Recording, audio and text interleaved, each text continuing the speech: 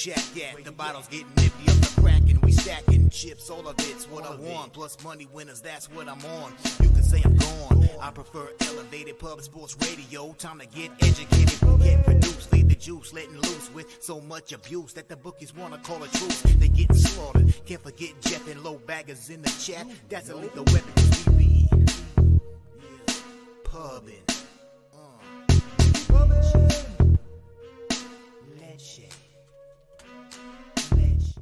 What up, cappers, gamblers, punters, hustlers, low baggers? Happy Wednesday, December 6th to all of you. Thank you for watching Betting with the Bag right here on Pub Sports Radio.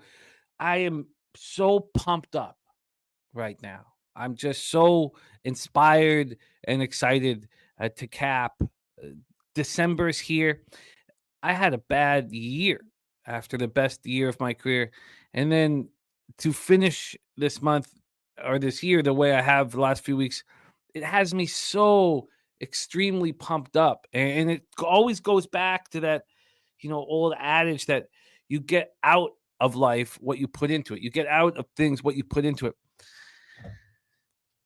And I love it. And I love the opportunity to cap with you guys. I just very thankful and pumped up, man. My quantity of action has gone down and it's working. I'm going to try to keep it here. I've only made 35 bets in NBA this year. I've cashed 23 of them. I was putting down for prepping for the show, getting the last, because after the 20 game mark, I start doing the last 5 games pace and record.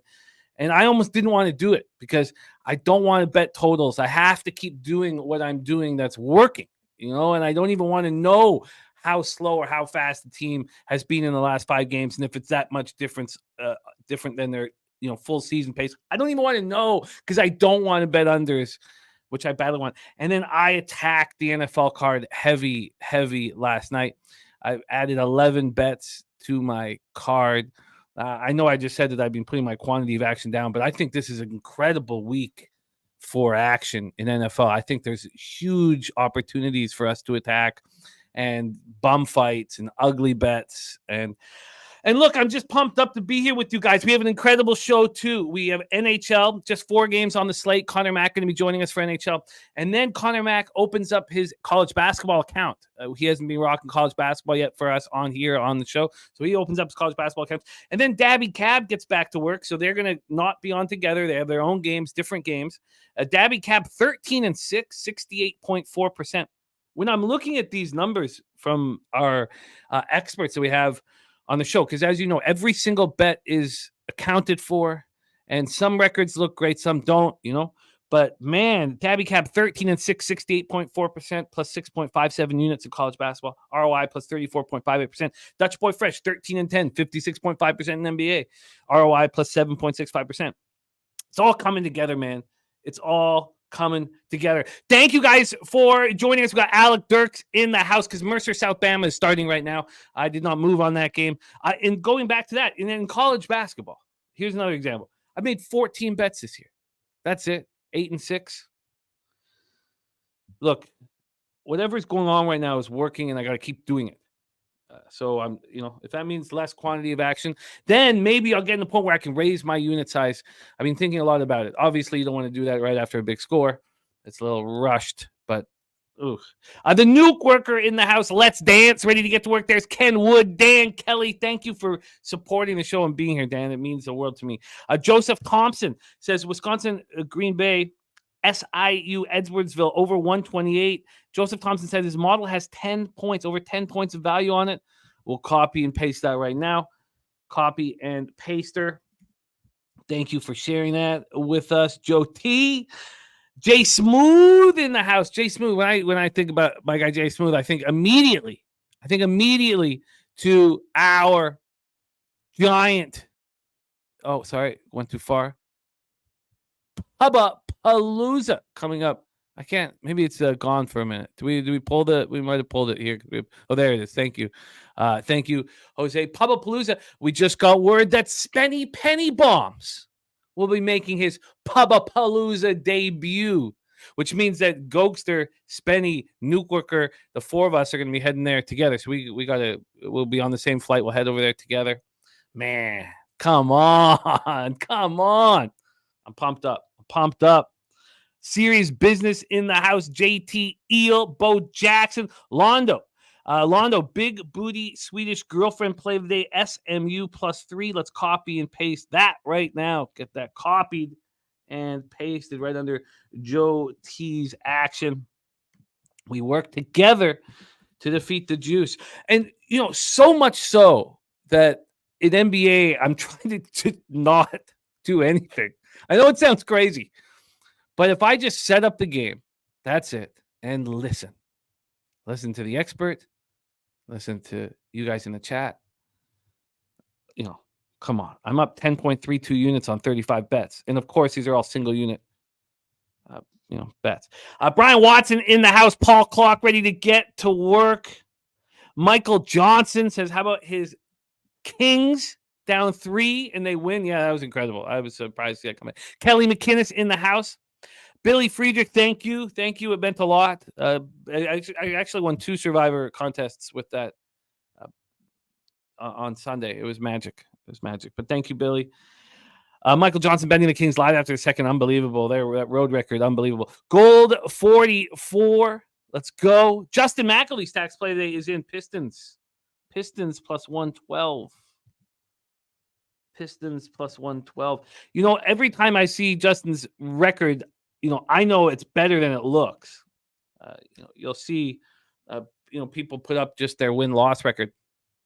And if it's an average line of -110, they better have a lot more wins than losses. And Stacks play today, I'd be, it's almost all plus lines. Again, if anybody needs help with the record keeping for, units, ROIs, and all of that stuff, hit me up on Twitter. Just direct message me on Twitter, and I will hook you up because it's very, very, very important. Billy Friedrich says Canucks lost last night, turned my night from a +15. Wow, filling in 3 parlays to -2.5 units. Oh, man. That must have been tough to watch. I mean, the knuckleheads come back like that and then lose before the extra session.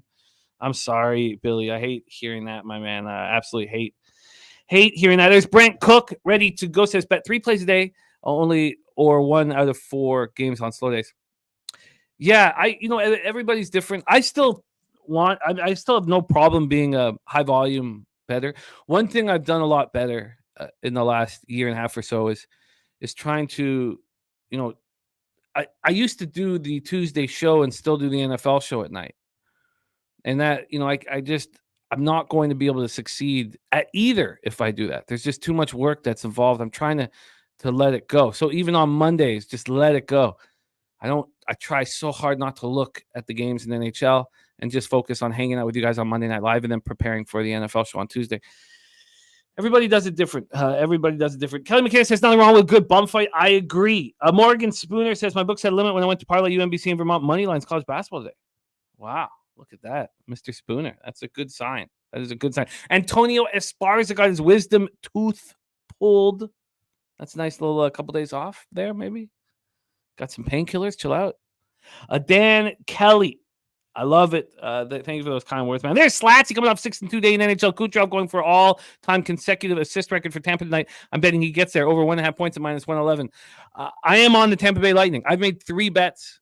Those are the only 3 bets I've made on the card. They're all in NHL. We'll be starting that off here with CMac. Brent Cook, New Hampshire and Arizona State in college basketball. Mike Wilkerson. There's Ron Crawford. Spreadsheet play today is the Edmonton Oilers. Edmonton Oilers spreadsheet play of the day. Let's get this up here. Hurricanes, Oilers. I'm looking forward to that game. That's a lot of days off for the Oil. And you'll see how I am betting it once we get there. JT Eel, I do have 200 is my unit size for NHL. It's always been for NHL. So I need to raise that up. It's 150 for NBA college sports. And so but a 250 for NFL. So I did raise that up slightly earlier in the year, but it's been 200 in NHL for 6 years or so. RVD 420, Justin McAlevey, the Nuke Worker says, DM after the show to get the details. Yeah, Nuke, we got to set it up now. It's about time. We're early enough to get a really cheap price. So we got to figure that out, all of us together. Jay Peasy in the house, rolling with Rhode Island versus Browns. Says Browns not good. Rhode Island 5-0 home market, moving towards Brown And Jay Peasy thinks they're smoking rock. Copy and paste that right here from our guy Jay Peasy. Easy. Bo Jackson, Equanimus says, best time to fade Lightning after a shutout victory versus an elite team. Equanimus, the issue with that is that the Pittsburgh Penguins just rolled into Tampa, 5 days ago and beat them. And the Lightning had a 2-0 lead. And I don't think the Penguins are an elite team at all, not even close. So, also, Vasilevsky gets a shutout. He's been horrific this year. Have you watched Vasilevsky long enough to know that the best goaltender of our generation could get hot? I went over that same thing, that the ideology, certainly not with Penguins being elite, but we'll get into that game. So I'm on the other side with confidence. But that's part of the fun, Equanimus. We don't always have to agree. Mr. Vape, blue numbers. Slatsy says, Jack Hughes won me so much cash last night with a big-time player. Yeah, he's a monster. All the Hughes brothers are. All right. That's all good, Justin. You don't have to. You don't have to get Twitter.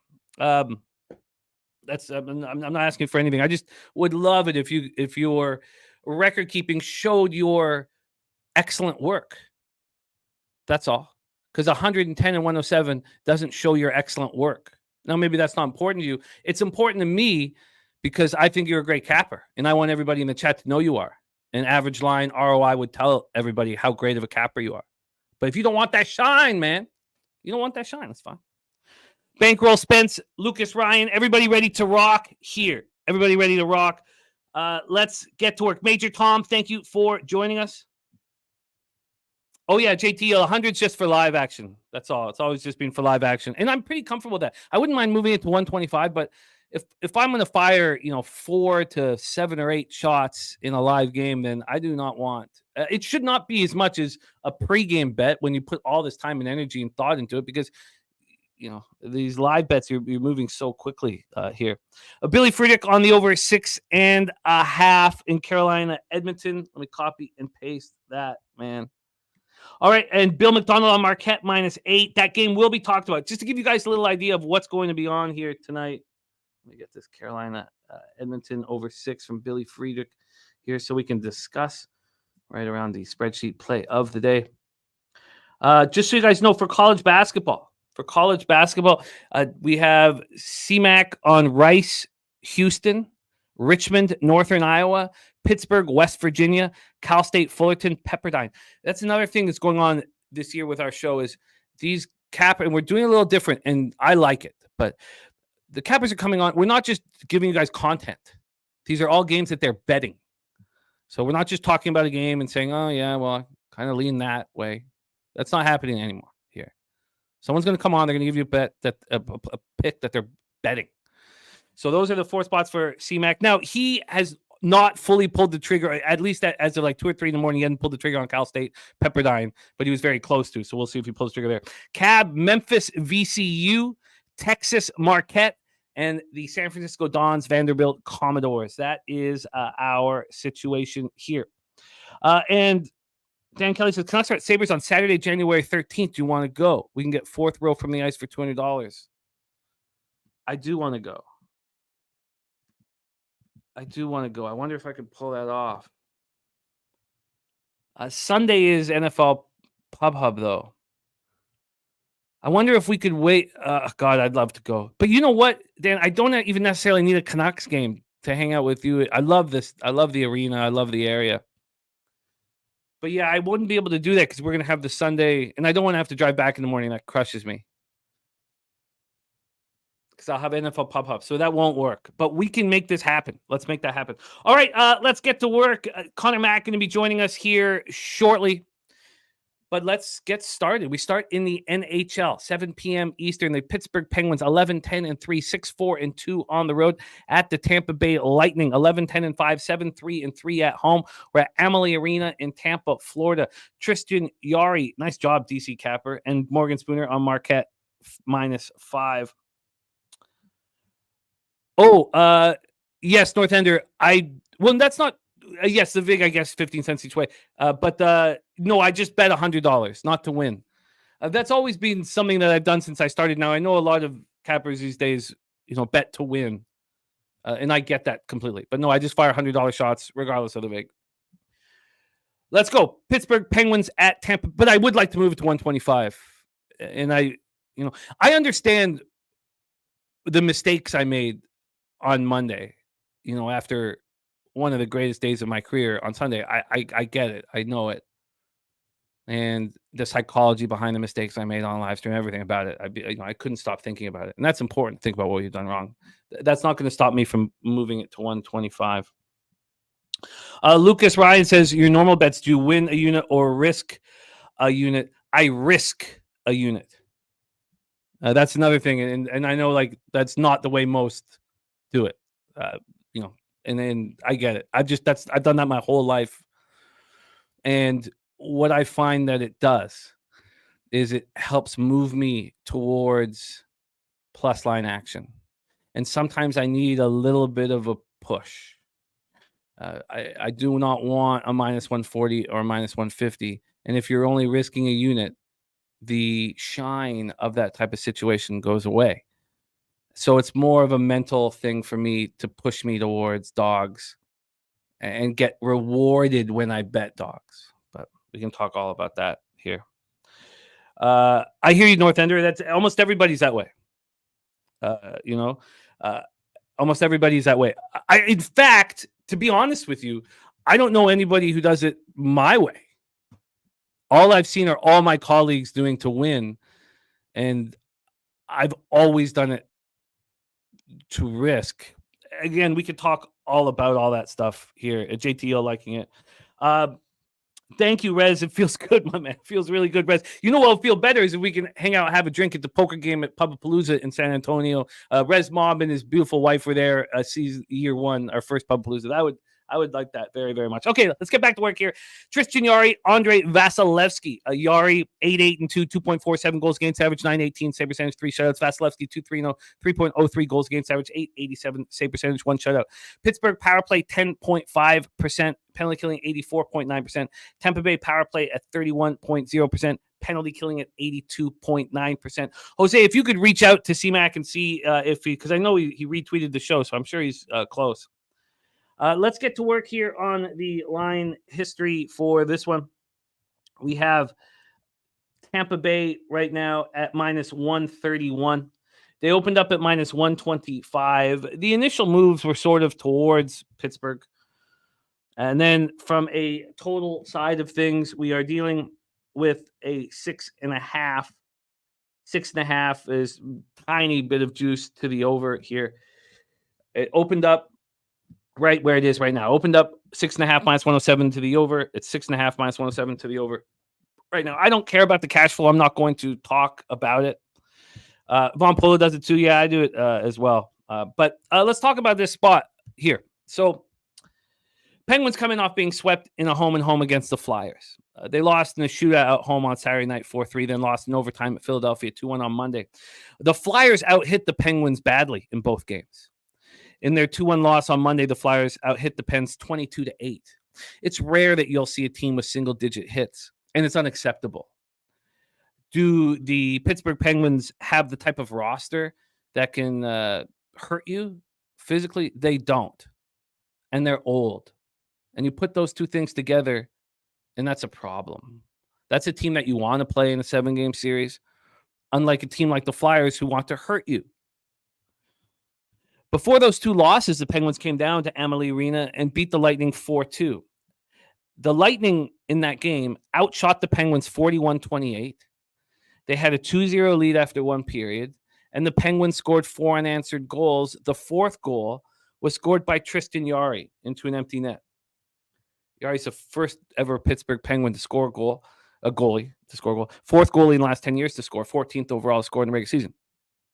It's embarrassing. That's what it is. It's embarrassing. The Penguins came into Tampa and embarrassed the Tampa Bay Lightning. And that was in the throes of despair for the Lightning. They'd lost, they were in the midst of a 4-game losing streak. Well, it ended up getting to 4 games after the Stars destroyed them.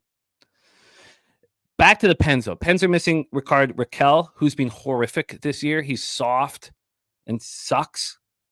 Noel Achari, he brings toughness. Matt Nieto brings toughness. Chad Ruidel brings toughness. Those are three guys that bring toughness to this weak-ass Penguins senior league team that are not available. Pierre-Olivier Joseph, also another defenseman, out with an injury. So the Lightning, Dan Clay says, I always play to win a unit because I play a lot of dogs and I like to play a lot of dogs. Yeah, see, Dan, I need the encouragement to play dogs. But, it's all psychology. So, and he says, sometimes I'll go crazy, put 2 units to win on a 101 to play. I get it. It's all about, what works for you, and the psychology behind action is very important to me. Slatsy says Vasilevsky confirmed, so that's a good start. It is a good start. So let's go. Lightning coming off snapping their 4-game losing streak with a 4-0 shutout victory here at home over the Stars on Monday night. And Equanimus is right. This is not usually a spot I'd want to back a team, but I see it a little differently. This was his first shutout of the season in his 5th game of the year. He'd allowed 6 goals in his previous start Saturday against the Stars in Dallas. And then you say, well, what's wrong with the Lightning? Going over their stats, what's wrong? Because Nikita Kucherov leads the league in scoring. Stamkos, Sergachev, Nicholas Paul, really important players, are all tied with a team worst -14. There is no plus hockey player on this team. They're missing forwards Logan Brown and Connor Sheary to injury. So this is what's going to happen, is people will lose their jobs and this team will get broken up. And so I do not feel like the fact that they're coming off a 4-0 shutout victory is a bad thing, like I might think in other situations, because you're getting a chance to sell high. I think that Vasilevsky needs to get hot, that this Lightning team needs to put a winning streak together, or coaches will get fired. So, and you have the added Penguins came in and embarrassed. They came in and they embarrassed this team in front of their fans. So there we go. That's the situation. So I get started with the Lightning -1 at +124. Let's see if we have a word from a CMac. We don't. So let me just hit him one more time. I know he. Are you joining? Okay, let's roll on to the next. All right, let's roll on to game 2 here for us. 7 p.m. Eastern. We have Dallas Stars 14-6-3, 8-2-2 on the road at the Florida Panthers 14-8-2, 7-4-0 at home at Amerant Bank Arena in Sunrise, Florida. Jake Ottinger versus Sergei Bobrovsky. Ottinger 10-5-2, 2.53 goals against average, 9.15 save percentage, 1 shutout. Bobrovsky 11-6-1, 2.41 goals against average, 9.12 save percentage, 2 shutouts. Dallas power play 22.1%, penalty killing 88.8%. Florida power play at 17.5%, penalty killing at 81.7%. Let's get into the line history of this one. This one, from a total scenario, we have a 6 at a pick'em. This opened up juiced. Oh, no, it's not a pick'em anymore. Sorry, there was just a move 17 minutes ago. I should refresh this. It's now a 1-cent move to the over. This opened up. This was a pick'em as of 9:53 this morning. As of 11:06 a.m. it was. But at 11:07 it moved to -113. So we have a 1-cent move to the over. Let me refresh this. Then let's go over to the side here and hear from you guys in the chat. Gold 44 says Tampa Bay going to be on fire after playing the Stars, trying to hit them with a shutout. And Philly Eagle Flyer just bet money line leaning full Panthers money line full game draw. There's our guy Razor Sharp picks in the house. By the way, D-Rock on Kucherov over 4.5 shots in that one. All right, so let's talk about the money line here. Move over to Penny. We have Dallas right now at +103. Pinnacle was under maintenance this morning, so all of my action I had to send in through Bet365, so I didn't even know if I was getting a worse line or a better line from 365 here. Oh, let's check this. Here we go. Okay. So Dallas at +103 right now. They opened up at even money. Stars come in off a 4-0 loss at Tampa on Monday. That came on the heels of beating up Tampa at home on Saturday night 8-1. So they're a healthy group and they're a very deep group. What's going on with this Stars team? Nothing bad. I mean, they're not looking very good at home, but they're 14-6-3 overall, and they're great on the road. They're such a deep team, and everybody is getting almost equal playing time. So the Robertson, Hintz, Pavelski line, not nearly as dominant as they were last year. At 18 minutes and 2 seconds a game, that's what Jason Robertson plays, and he leads the Stars in ice time. It's a healthy group. It's a very deep group, and they're coming off a 4-0 loss at Tampa on Monday. So what was working for us here in this situation is that they're not in Florida on the weekend, right? Of course, they could have gone to a strip club on Monday night or, on Tuesday night. Of course, that's a possibility for them in Tampa. But the city's not rocking. And this is a group that I sometimes fear they're out partying too much. So they sit there midweek in Florida off a 4-0 loss at Tampa. I like that spot. The Panthers have been off since Saturday night. So, yes, it was a 4-3 loss at home versus the Islanders. Have they been sitting in that anger? I don't know if they have. They're 14-8-2. They're a good hockey team, 7-4-0 at home. So, I think that, one, I don't want to fade the Florida Panthers now that they're healthy in Sunrise ever. But I think, and this is part of my next bet as well with the Oilers, I think that there is an issue here for the Panthers being off for too long. I think they've been off for too long, and I want the Stars first period at -105. Stars first period at -105. Let's finish off NHL, and then we'll get Connor Mack here for college basketball. Next up for us, 9 p.m. Eastern, Vegas Golden Knights, 16-5-5, 7-3-3 on the road at the St. Louis Blues, 13-10-1, 7-3-0 at home. Enterprise Center in St. Louis, Missouri. Logan Thompson going up against Jordan Binnington. BJ in the house. Best bet Vegas money line at -160. So I get why people would like Vegas here. These teams just met in Vegas. 2-1 overtime win for the Blues.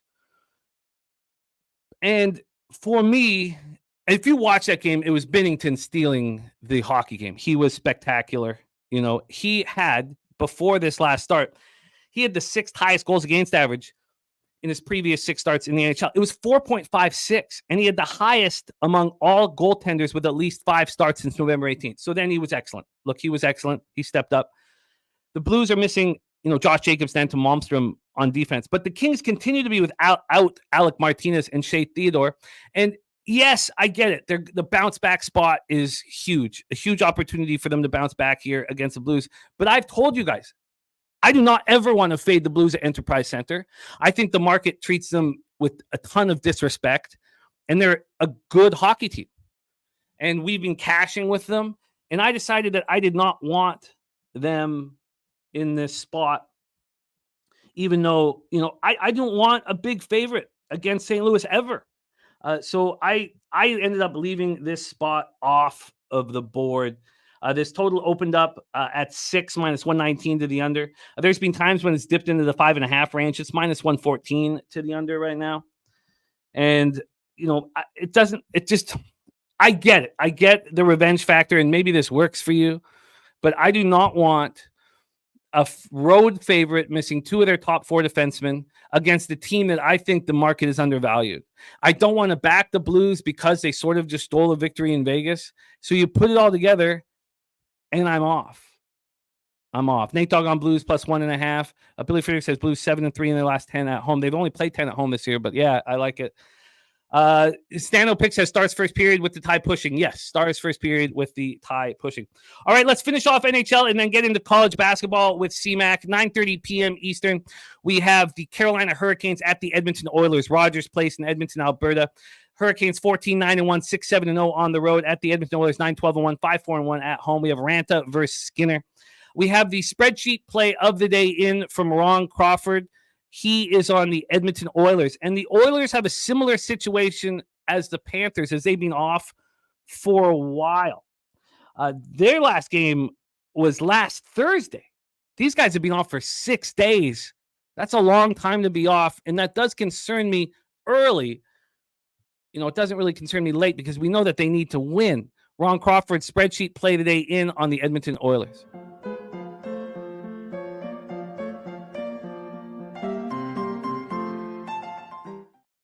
Billy Friedrichs is also giving us the over 6.5 at -135. Slatsy says this is some scary goaltending. Got to be goals here. Let's take a look at the line history. And also, I'd like to touch on what happened with Carolina last game, which is why I do think that they're going to come in here sharp. So let's first touch in on this line history. We have, Carolina opening up at -104. They're now at even money, -104 to even money. There's been a slight move to the Oilers. To think that Edmonton at home on a 4-game winning streak would not be a bigger favorite than this is pretty wild, but I also think it's pretty telling. And I know that you could say, look at their season-long record, but we know that they got off to a horrific start. This total is listed at 7 here at Pinnacle, but it's +118 to the over. So you either get a very juiced over 6.5 or a very juiced under 7. Neither of them really appeal to me. Then here with the Hurricanes coming off that 2-1 loss to start off this road trip. Now, this road trip was on Monday. It was a 2-1 loss at Winnipeg. And you guys know what I think of Winnipeg. I've got their over 91.5 points this year. I think they're a really good hockey team. And we know that Ranta has been so bad this year, but he was good. They only got 22 shots on goal, but he allows just the 2 goals. I think that he is obviously better than his numbers indicate. And the fact that this Oilers team has been off since Thursday, off 4 straight wins, I just don't see how they're going to be ready to go right when the puck drops. Yes, I think that having 6 days off will give them some sort of an advantage late in the game. But for me, I am on the Carolina Hurricanes first period at -110. So I'm doing the exact same thing I'm doing with the Dallas Stars. That's fading these teams off of long breaks in the first period. And it's something that I've done throughout my career. So Dallas Stars first period at -105. Then I have Carolina first period at -110. And then I'm on the Tampa Bay Lightning on the -1 line. A blue number says Edmonton blue line problems for years. Yeah, Justin McAlvey, absolutely. Absolutely, I can do that for sure, man. I can do that for sure. Billy Friedrich says, when I saw these two teams play a couple weeks ago in Raleigh, Skinner's stats looked bad and he was benched. However, with the exception of 1 goal, none were Skinner's fault. It's the D in front of him. Yeah, there's been a lot of talk about the weakness of the D. Billy Friedrich says, Oilers don't need to trade for a goaltender. They need to trade for blue liners. That's all fair and legitimate. But so these are my spots here. A bet. I'm not adding anything. I feel that Vegas St. Louis game, I explained why I don't want it. And there we go. And that's not on the 3-way line, those first periods. So if it's a tie, it's a push. There you go. There you go. North Ender says, do we still have a Manscaped link with PSR? Looks like North Ender needs to shave them balls. Jose, do we still have a Manscaped link with PSR? Let's let Jose, a renowned ball shaver, answer that one. Okay, we're going to get into college basketball now. Your next guest opening up his college basketball account here for us on Betting with the Bag. There's Nutflush Allen in the house. So we head to Las Vegas for our next guest. He has picked out 4 games. We know he's moving on 3 of them, possibly moving on the final one, and I let you guys know the games in advance. So please welcome to the show from Las Vegas, Nevada, star of our hit show, Hitting the Books, college football show every Monday, 1 p.m. Eastern. Please welcome Mr. Connor Mack to the show. CMac, how are you, my friend? I'm good, Jimmy. Sorry, I was a tad bit late. It was a little crazy here in the morning. All good, man. It's all good. These things happen, and we have you for college basketball, and that's where I need you. Alec Dirks calling Jose Bald Nuts Bouquet. God, that just perfect alliteration. I think we still have a low thing. It's just promo code Pub Sports. This is promo code Pub Sports? Yeah, just promo code Pub Sports at Manscaped. There we go. I'm pretty sure we're still Pub Sports. Let's go, CMac. You're opening up your account. This is a season-long account here for us to watch CMac roll. And what good company we have. So we have Daby Cab, we have Dave Rogers, we have Bobano, and now we have CMac opening up his college basketball account. So you will see these 4 cappers here throughout the year delivering college basketball here on the channel. And it's great company. It's great company. CMac, Let's get to work, my friend. Tell us a little bit about what went on for you last night as I just set everything up here for college basketball on my end. Yeah, it was a pretty good night all the way around. I had Kansas State, Utah Valley.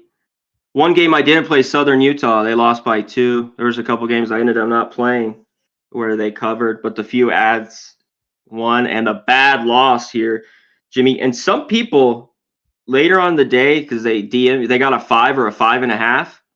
So they covered or pushed with North Texas, one of the worst beats, up 6 with 2 minutes to go. They don't score a point, and the 5. It was about 5.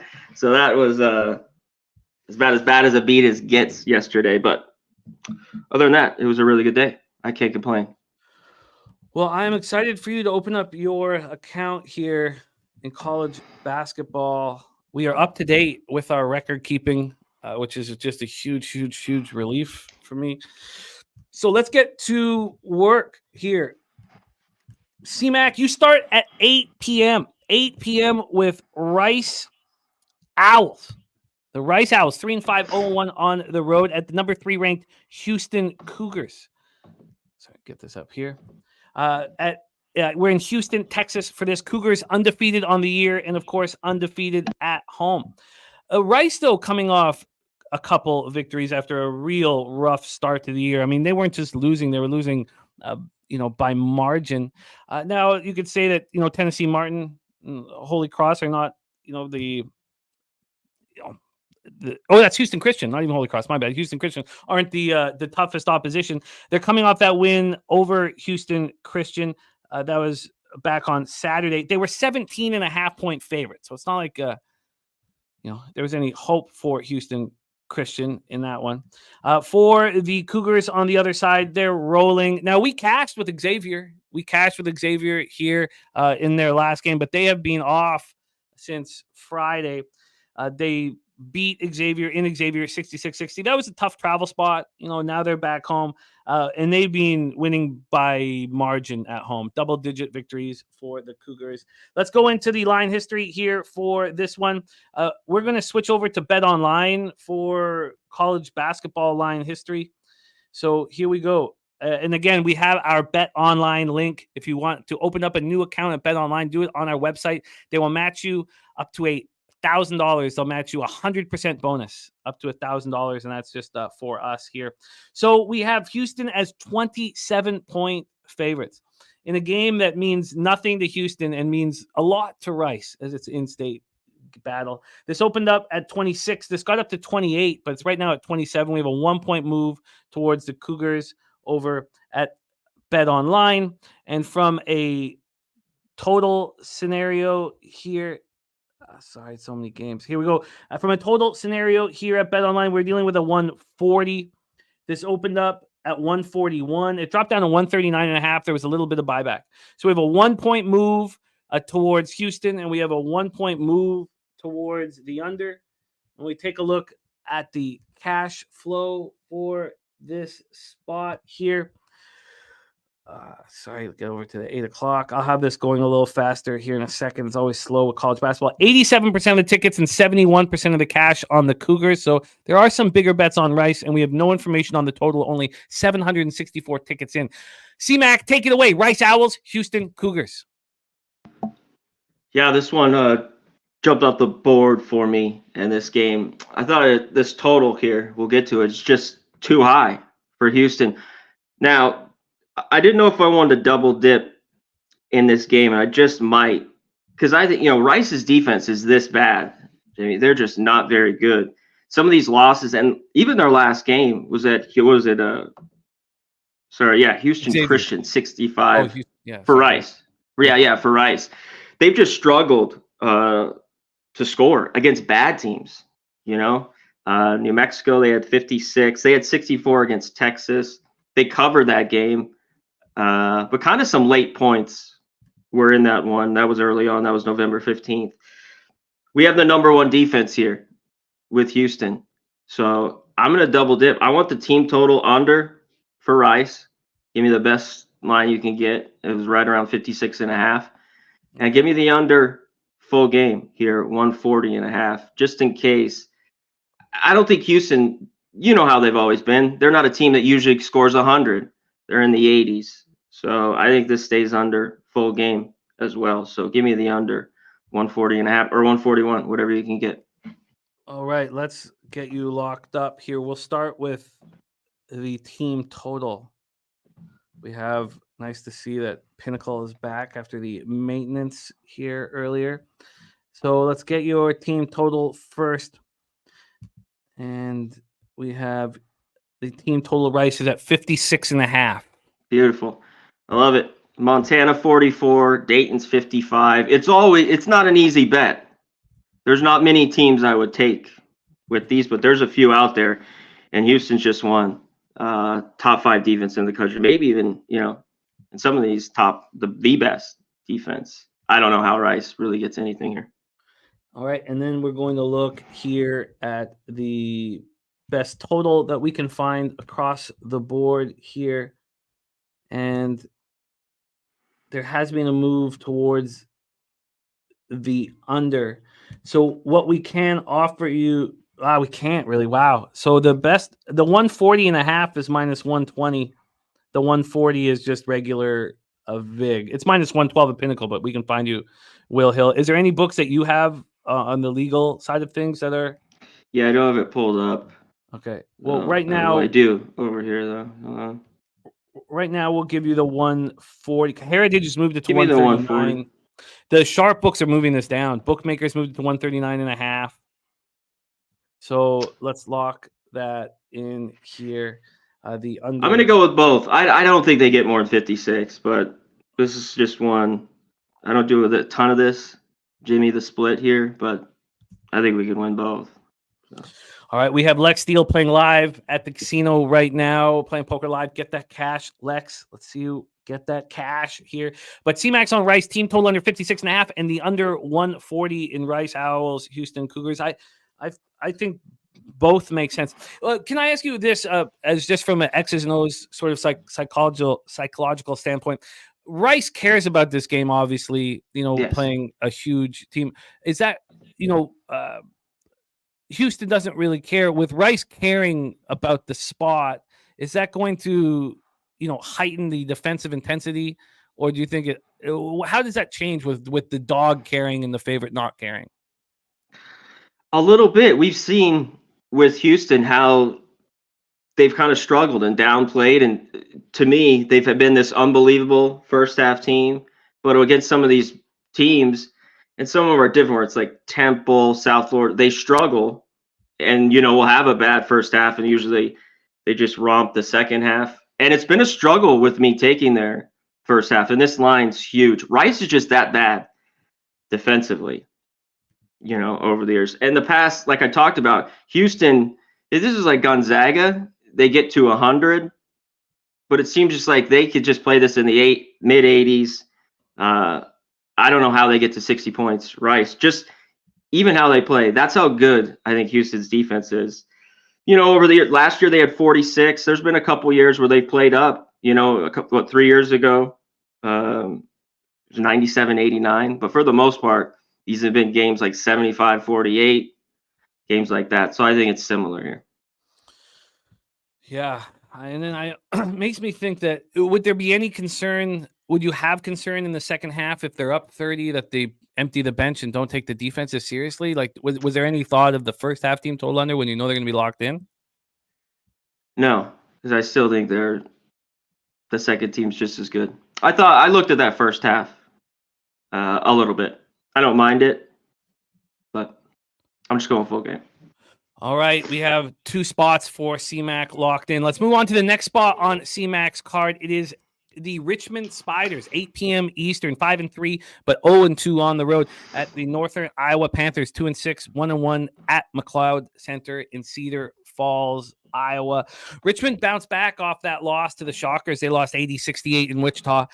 Bounced back with a 19-point win against William & Mary against the Tribe. That was on Saturday. Both teams just played on Saturday. Northern Iowa coming off their second straight loss.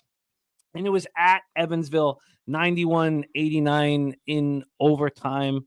A tough loss. You know, they shoot 50% from the field and 45.5% from three. You think that they would be able to take care of business. They were 3.5 point road favorites in that overtime. A loss. Let's go to the line history here for CMac's next spot on the board.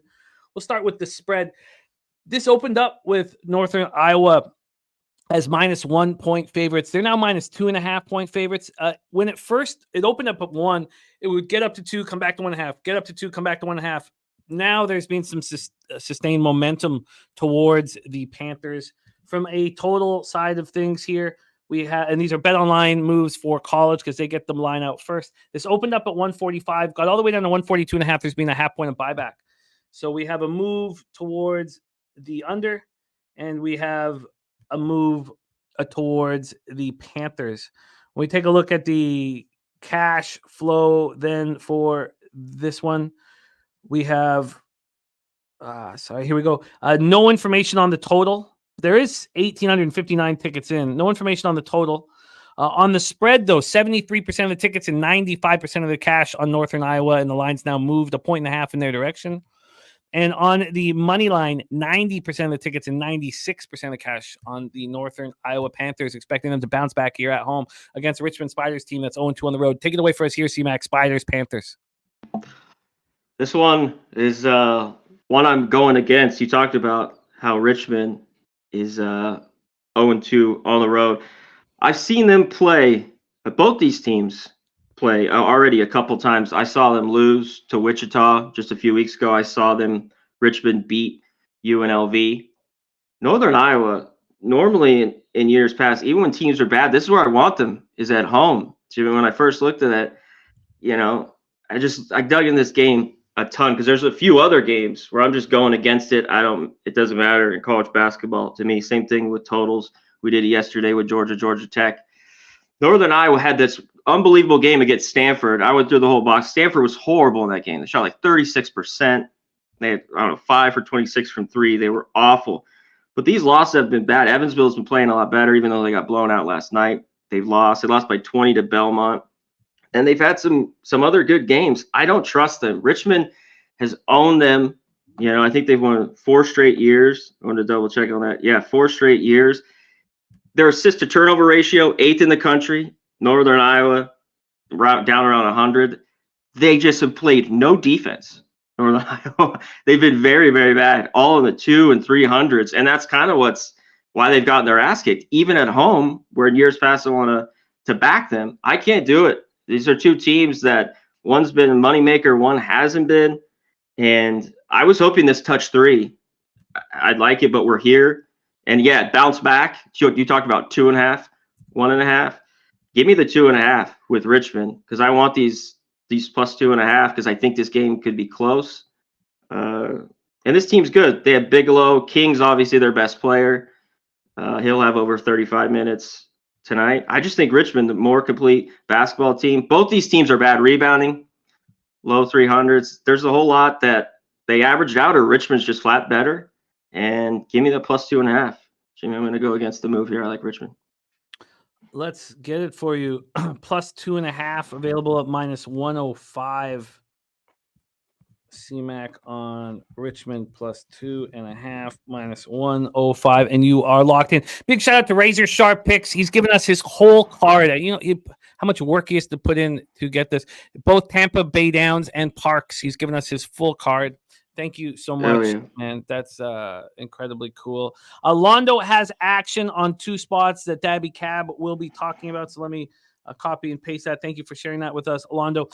DC Capper rolling with you. He's coming off a 5-1 day. He's on the same spot as CMac, backing Richmond on the road at Northern Iowa. Let's move on to the next spot on the board for CMac. 9 p.m. Eastern, Pittsburgh Panthers 5-3. This is their first true road game of the year at West Virginia Mountaineers 3-4, 3-2 here in Morgantown. Let's take a look at the spot and set it up here for you guys and for CMac. Here we go. We have Pittsburgh coming off back-to-back losses. Missouri and Clemson, tough basketball teams.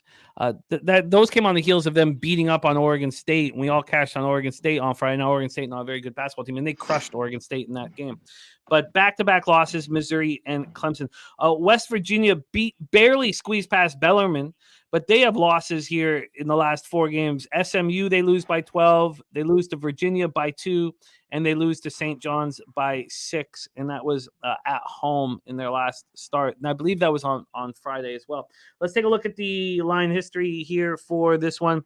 West Virginia, Pitt, again, popping off at 9 p.m. This is game 3 on CMac's card. From a line history standpoint, this opened up with Pitt minus 3.5, and they got, when this came out yesterday at 2:56 p.m. There was a move within an hour, a full point move towards West Virginia. That's come all the way back now. It did go back to 3, 2.5 to 3, but it's come all the way back to where it started. It's exactly where it started. Minus 3.5 for Pitt at minus 110. And when we go to the totals here for this one, move over here. When we go over to the total, we are sitting here with a 138. It opened up at 139.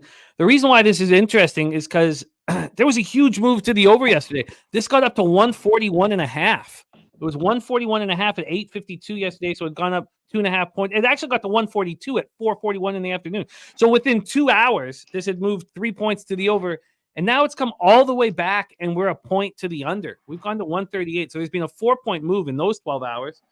Towards the under. So very interesting market movement here on this one. We have, let's go to the spread instead of the money line. From a spread scenario, 15% of the tickets on Pittsburgh and 35% of the cash. That's impressive that 15% of the tickets has moved it right back to where it started when you got the public all over West Virginia. And then from a total side of things, 49% of the tickets and 99% of the cash. Now, there's only 1,400 tickets in, so we don't know how many of them are on the total. So just one big bet has moved this towards the under. That's must have been what happened. Because this was climbing up to 142. Somebody comes in, makes a huge bet, someone that the books respect on the under, and it drops 4 points. This is a fascinating spot from a market standpoint, CMac. Let's talk X's and O's. Take it away, Panthers, Mountaineers. It is. This is another one where the market, I really don't give a shit about it at all. I don't want Pittsburgh here on the road. This is a great rivalry game, and West Virginia's really handled it. They've won 6 in a row. One of my lone losses, was it Saturday or Friday? On that day was West Virginia with St. John's, and I was worried the 5 points wasn't enough, and it got me. They lost by 6, and they kind of were covering the whole game until, right at the end again, and they didn't get it done. They were, one thing with them, West Virginia is a little bit sloppy with the basketball. They had 12 turnovers in that matchup. They do get to the free throw line, though, in these games, and they're a team that they really haven't found themselves yet. They're not complete. There's a lot of just okay players, but I love them here at home. I think the move, while Pittsburgh might be the better basketball team right now off a couple losses, I just love West Virginia here at home. Are there 4s out there too? I want to ask you. I will look right now. Are there 4s? No. Okay. No, I saw a couple 4s earlier. Oh, yes, there is a 4. There's 1 4 at my bookie. Yeah, with regular VIG.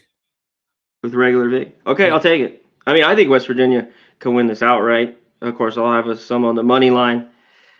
I got to take them here. I don't think Pittsburgh should be laying points like this on the road. Not in this matchup, where I think this could be a dogfight. And then you talked about the total's gone down. Real quick with that last game with Richmond, I lean over. I didn't mess with that game, but I think that game could get over at the 143. I'm going to stay off here because I think this could slow down and be a rock fight. But I got to take these points and gobble them up here with West Virginia, Jimmy. You got it locked in. West Virginia +4 at -110. Let's talk about the final spot on the board for you. First off, did you end up moving on this spot as well, the Cal State Pepperdine spot? I haven't yet. Okay, but it's okay. But let's break it down. If you're very close to a spot, still it's very interesting stuff. So, and then maybe you end up moving on. Let's talk about it. Cal State Fullerton Titans 4-4, but 0-3 on the road versus the Pepperdine Waves, 4-6, but they're 4-1 at Firestone Fieldhouse in Malibu. Fullerton, lost to Nebraska. They played pretty well in that game, 85-72. Come back and look good, legitimately good against North Dakota.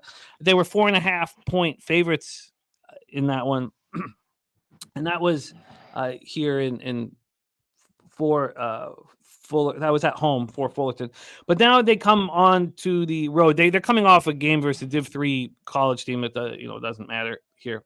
Pepperdine, though, coming off that 91-66 loss at Colorado, a tough spot. I imagine that was Colorado right after that loss to Colorado State, so they were probably an angry group. They got completely outplayed and completely dominated. Colorado was 18.5-point favorites, and it was 52-28 after the first half. So a tough spot there for Pepperdine. Let's take a look at the line history here and the cash flow. This is a late night action for us, and I know that we all love that. So here we'll start with the total. I've got it up right now. The total is sitting here at 143.5. This opened up at 143, got up to 144, dropped to 143.5. So not much movement there. Then from a side perspective, we are sitting. I got my bookie up here. Let's move over back to Bet Online. Bet Online has Pepperdine as 4-point favorites. They opened up as 2-point favorites. It's just been a constant move towards Pepperdine.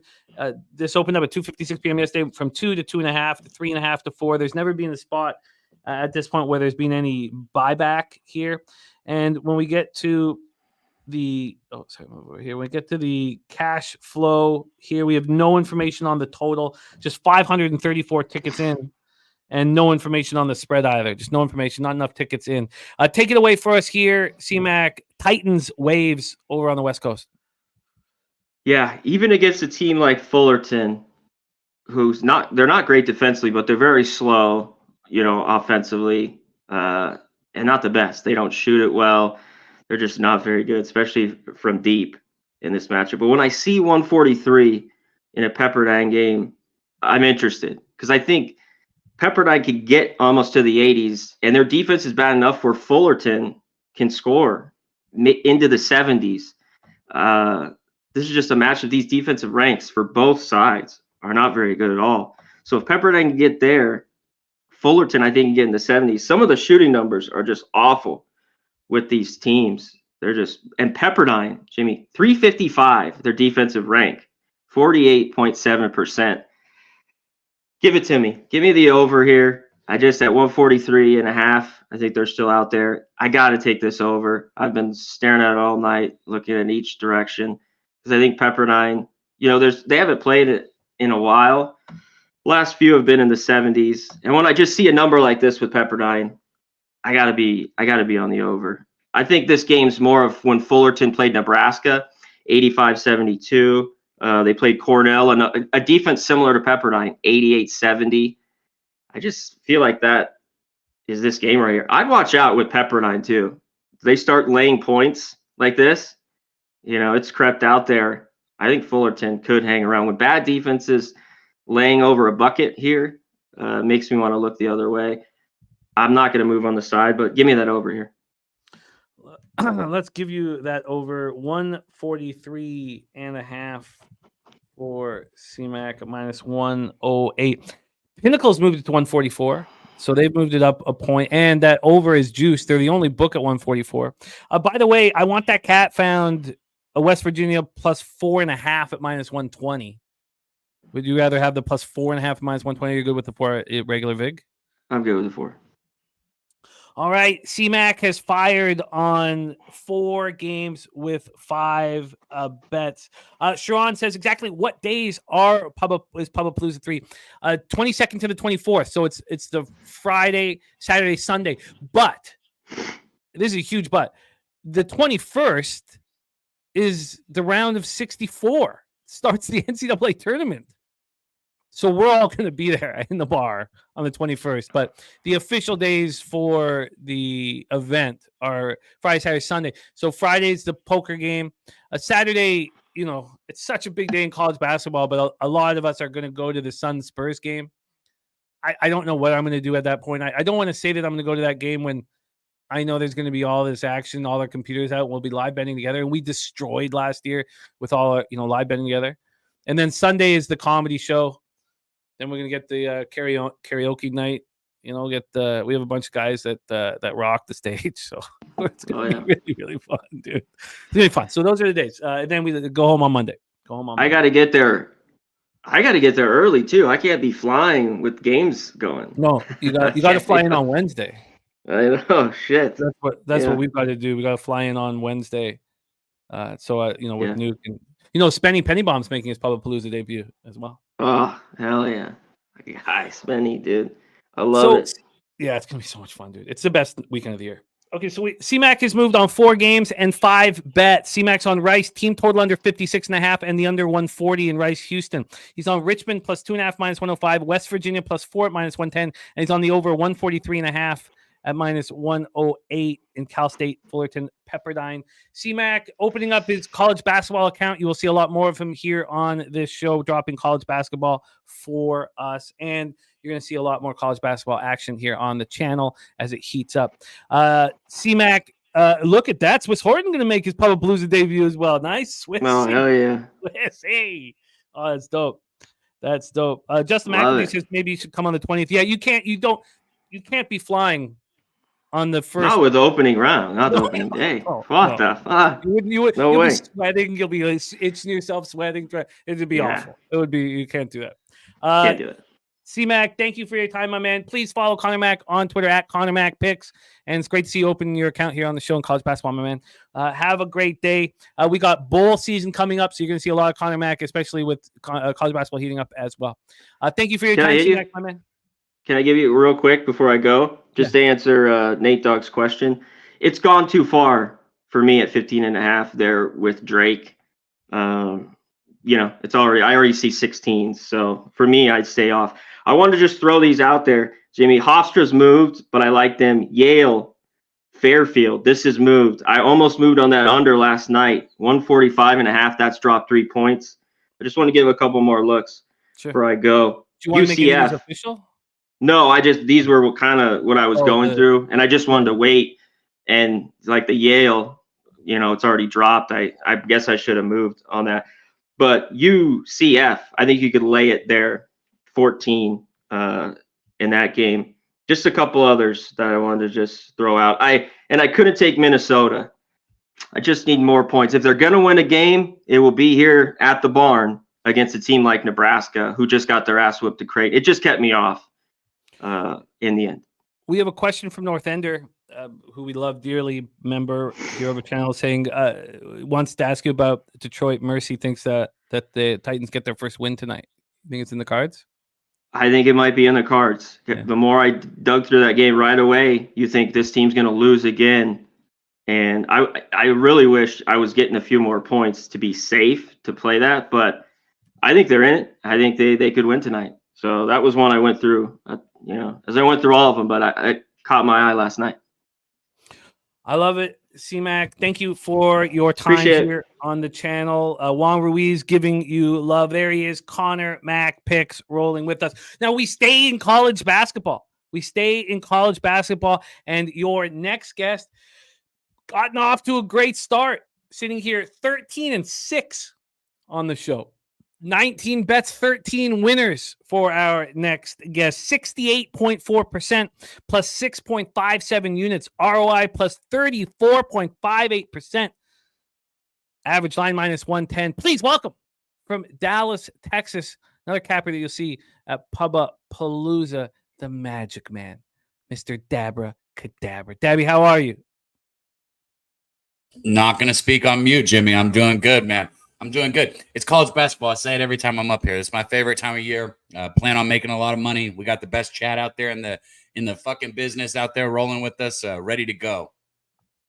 Well, you have big games, and there's been a lot of talk about with cappers in the chat about the action here for these big games. So let's get right after it. We'll let Londo lead us into this first spot on the board, and it is Memphis Tigers, 5-2, 1-1 on the road at the VCU Rams, 4-4, 3-2 at home. We're in Richmond, Virginia, home of Smoke and Mirrors. Our guy, Smoke and Mirrors, Richmond, Virginia. And he's moved on the over 142 in this spot. We get over here. Let's talk about the line history and set this up for you, Daby Cab. Here we go. This game popping off here right at 7 p.m. Eastern. And get this up. Here we go. West Virginia. West Virginia, VCU, Memphis. So we're sitting here right now with Memphis down to 2-point favorites. They opened up as 3-point favorites. This is bounced all over the place. But this is the low. Actually, it's got to 2 before. It got to 2 a couple times. So it's back at -2. Now that -2 is juiced to -117. So you could say it's not a real -2. It's more of a -2 and a half. And then let's get over to the total in this one. Sorry about the slow moving here. It's just so many goddamn games. And now you've been a big backer of Memphis so far this year, Cabby. They're coming off back-to-back losses. Lost by 16 at home to Villanova. And then they lost at Ole Miss, 80-77 in their last game.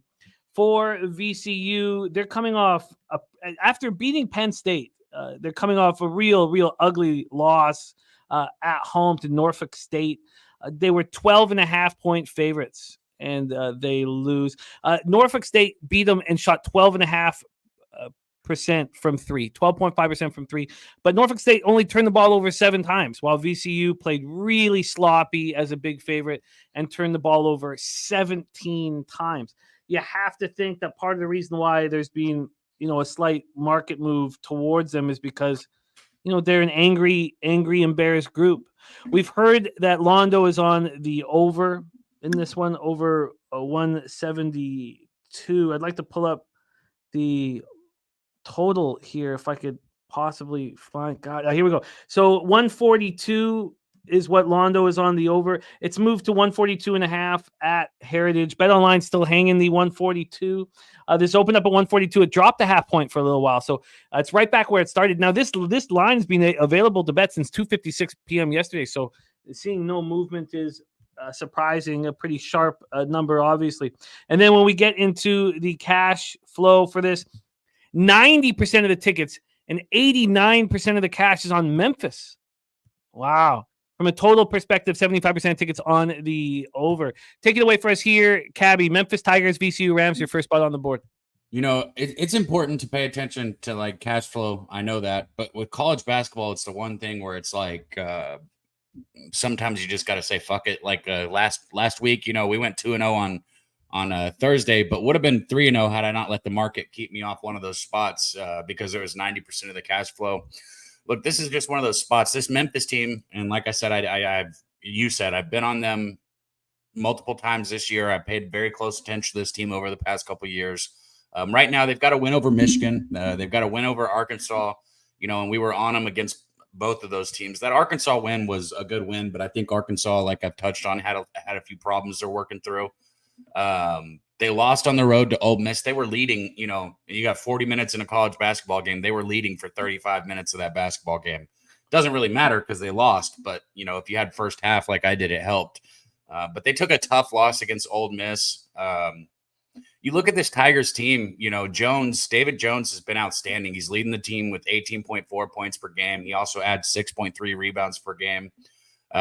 He's a strong player. He's 6'6", so he's tall. He put up 36 points in the tournament game against Arkansas, and this is a VCU team that I also expect them to exploit. Look, VCU is catching Memphis at a bad time. You kind of touched on VCU being an angry group or this, that, and the other. Well, Memphis should be an angry group, okay? Memphis has lost 2 in a row, and they're 2 in a row to good teams, right? Or not 2 in a row, but they've lost 2 right here recently, Villanova and Ole Miss. No, they lost it in a row, 2 in a row, Villanova and Ole Miss. And now they're going to focus all that energy on VCU right here. I just simply think VCU is not going to be able to match Memphis's talent flat out. Penny Hardaway, regardless of how you feel about him as a coach, he does a great job recruiting.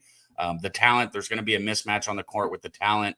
Like I said, David Jones has been excellent this year. I think he's going to score a bunch of points here against VCU. I got Memphis first half. I got Memphis full game. I got Memphis all the way in this game. I don't give a shit about the money. Everybody's betting on them. That's fine. I'll stick with it. Let's roll. And an interesting point here by North Ender says 90% of the cash flow is not the scary thing, especially with like the low amount of tickets. But he says that when the books start going the other way, when 90% is the scary thing. But trust your capping. You're 13-6 here on the show. So why wouldn't you just trust it? And 13-6 is a small sample size, Jimmy. But for anybody wondering, college basketball has been my bread and butter for the last couple of years. Coming into this season, I was up 76 units on the past 2 seasons before. Beautiful. Well, let's get you that -2 and see if we can get you with no vig. -2 at -110 available at Will Hill. Other books are making it cost here. So let's get you Memphis first half. Oh, that was full game. So full game is -2 at -110. Let's get into Memphis first half here. Oh, sorry, God, get this line shopping better off. Here we go. So first half, we got. We'll see if maybe money line will be an option here. But first half, we have -1 at -110. So we should definitely do the due diligence on the money line. Do we want that instead on the money line for Memphis? It's pretty expensive. -123. Do you want -1 at -110, or do you want the money line -123? Just the -1. I mean, I think Memphis is going to be ahead this whole game. I think they win this. Again, look, the money would bother me if it wasn't for the fact that this should be an angry Memphis group. They want to win this game. They should put all of their energy into it. They should be ready to rock and roll. It's that simple. Sharon, looking at VCU first half here. So double up spot for Dabra Kadabra. Memphis first half -1, -108. Full game -2 at -110. We move into the big one, 8 p.m. Eastern. The number 12 ranked Texas Longhorns, 6-1, playing their first true road game of the year at the number 8 Marquette Golden Eagles, who are 3-0 in Milwaukee. Take a look at the line history here for this one and the cash flow. Let me just quickly move off first half money line and get to full game. While I'm doing that, we can set this up. Texas bounced back off of that loss to UConn, and there's no shame in losing to UConn. They beat up on Wyoming by 23 at home and then beat up on Texas State by 19 at home. Marquette's now lost 2 of their last 3. Losing to Purdue, nothing wrong with that. But then they lose at Wisconsin, and we know Whiskey's a tough place to play, but they lose by 11. So an angry Marquette group. Let's take a look at the line history here for this popping off at 8 p.m. We have Marquette as 8-point favorites. That's a lot of points here. 8-point favorites. Obviously, the book's expecting Marquette to bounce back in a big way off that loss to Whiskey. This opened up yesterday at 3:07 p.m. at 8 -110. It's just taken 5 cents of juice. There's been no number change at all there. From a total standpoint here, we have here we go. We have it sitting very high, 149.5. But this opened up at 145. It opened up at 145, and within 10 minutes, this was 147 at BetOnline, and it was juiced -120 to the over. So it'd been a big move towards the over. 5 points. It did get up to 150.5, so there was a halfway buyback, but a big move towards the over. Cash flow wise, speaking of that over, 74% of the tickets and 81% of the cash on it. And then on the spread, 73% of the tickets and 82% cash on Marquette. Brent Cook says 8 points is disrespectful. Chess and Poker Daily says love Texas plus 8.5. Morgan Spooner says Marquette -5 first half. They have a point to prove, and they will put their foot down against Shaka's old team. Billy Friedrich on Texas first half +4 at +101. Satrick said, how good is that Marquette team if you take Kolek off of it? And Morgan Spooner saying loving this spot for Marquette. Take it away for us here, Daby Cab, Texas Longhorns, Marquette Golden Eagles.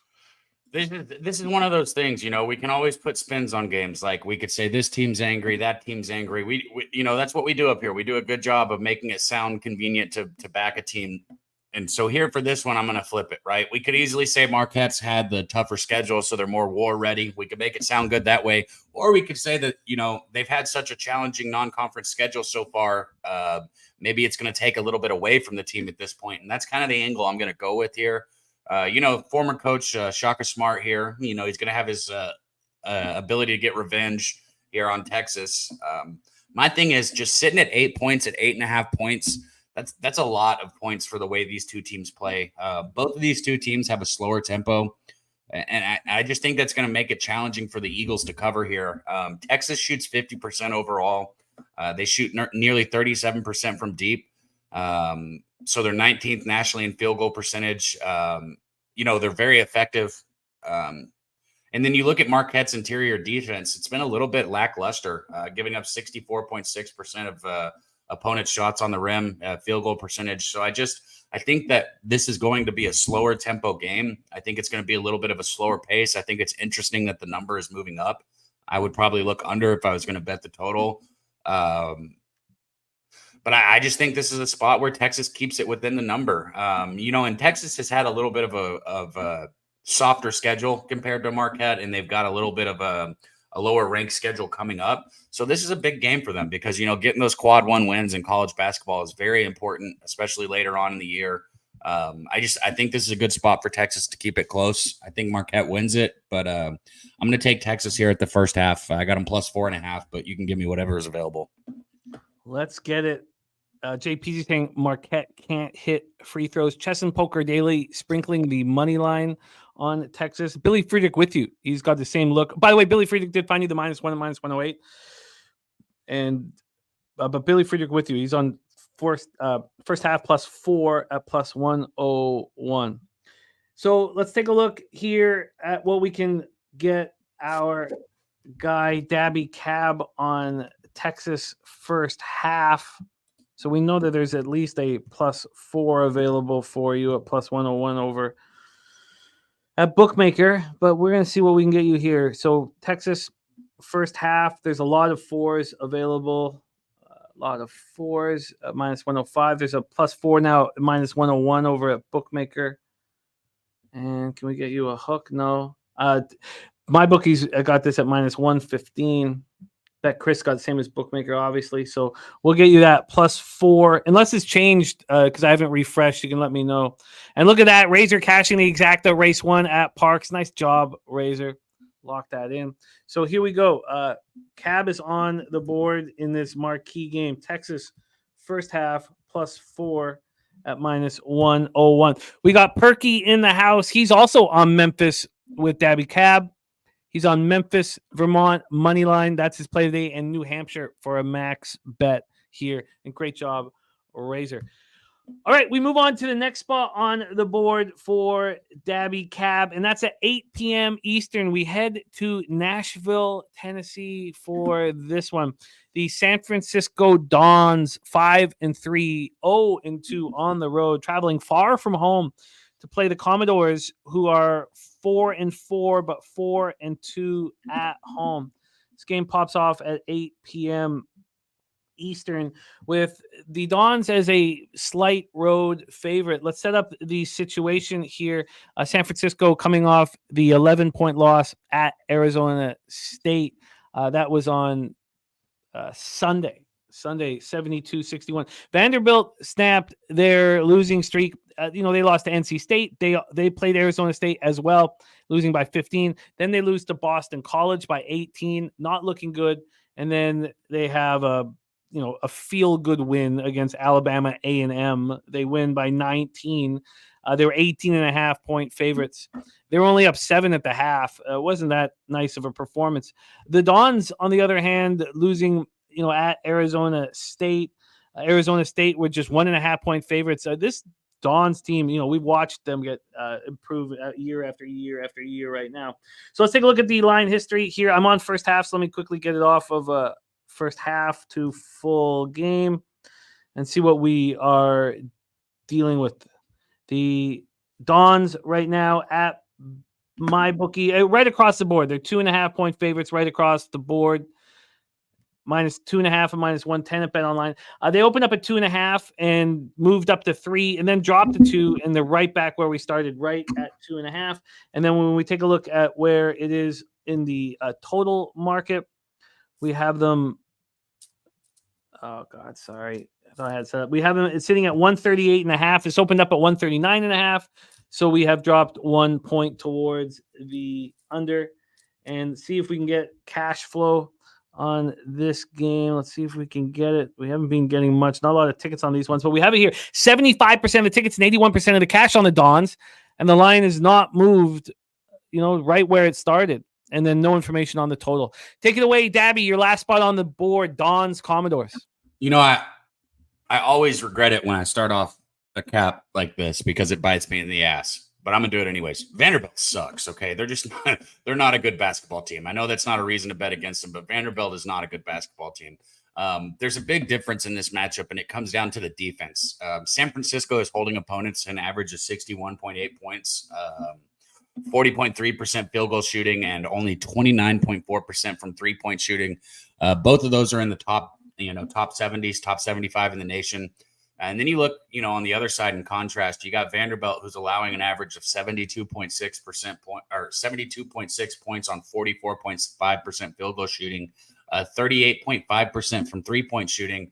Those are in the top 200. They're way different here. In the lower part of the half, even with the 360 something college basketball teams, they're sitting around 213th.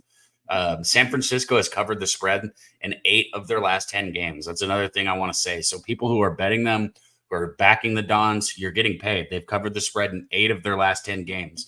Then you look at Vanderbilt, they've failed to cover the spread in 7 of their last 10 games. So if you're betting on Vanderbilt, you're getting burned flat out.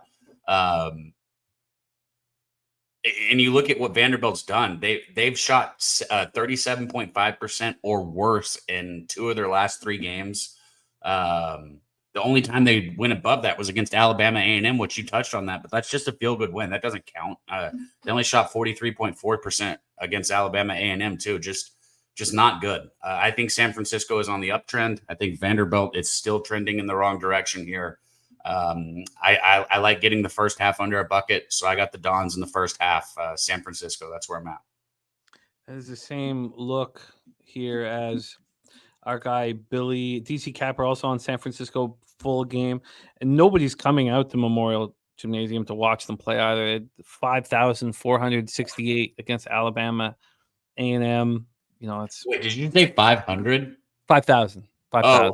Oh, okay. I was about to say that's God damn. Yeah, 5,000, but still it seats 14 plus. So right, 5,000 is not good. All right, let's line shop for you here for first half. We have NBA up next with Dutch Boy Fresh, and we are coming off sweeping the board last Wednesday, combining to go 6-0 in NBA last Wednesday. So NBA up next. Let's take a look at what we can get, Daby Cab, for this first half look on the Dons. And what did Billy get? Billy got first half -1.5, -103. So at least we know that is a possibility. Oh yeah, now -1s on the board. And -1. Can we cut the VIG? I wonder. -1 is -115. A -0.5 is -115 over at Bovada. Wow. -0.5 is -114 at Pinnacle. So why bother with the -1 at -115 when you get you want -0.5 at -114? I'll take that. All right. So San Fran -0.5 at -114 available right now at Pinnacle. All right, let's review Daby Cab's action. Again, the man is 13-6 on the show, plus 6.57 units ROI, plus 34.58%. He's coming out hot. And let's see what he's got for us. He's got Memphis first half -1 at -108. Memphis full game -2 at -110. He's got Texas first half +4 at -101. And he's got San Fran first half -0.5 at -114. We're moving to college basketball for the live stream, Saturday live stream with Daby Cab and Connor Mack. And we're going to have a college basketball pub hub I'm not sure what they're going to call it exactly, but it'll be Nadu and Loshak. They're going to be moving from college football to college basketball this Saturday here on the channel. And right after their show, you will see Daby Cab and CMac moving. And what was the game? It was Illinois. It's the Illinois game, right? That we're using. I know it's Illinois. I have no idea who they're up against this weekend. I believe it's. Let me just here. Oh yeah, I've got it right here. Sorry, let me pull this up. But and then of course he's also the star of Medicate Mondays. Medicate Mondays, you can see here on our channel every Monday at 11 a.m. Yeah, Illinois, Tennessee, saturated like that. So Saturday, NCAA college basketball live stream here on Pub Sports Radio right after the college basketball breakdown show. That will be a big one. Illinois, Tennessee. Huge. Illinois looked good last night. Yeah, that'll be a big one on Saturday here. Yeah, Billy's saying Illinois, Tennessee. Saturated says he will be tailing Memphis and Texas. Tailing Memphis and Texas. There you go, Daby. Thank you so much for rolling with us. Please follow Daby Cab on Twitter at Daby Cab, or on X, I should say. Cabby, any last words here for the Capper Sport and Show?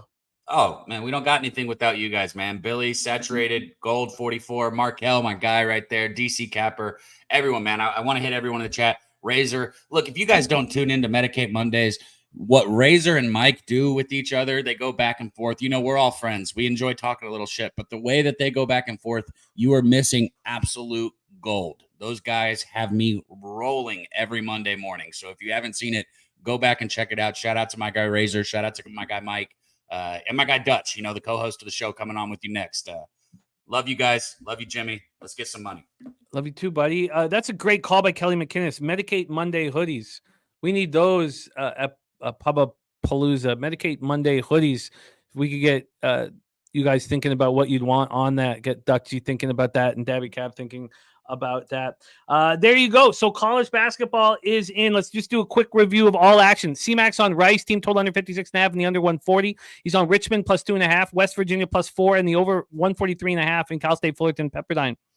Then Cabby is on Memphis first half -1, full game -2, Texas first half +4, San Fran first half -0.5 and -114.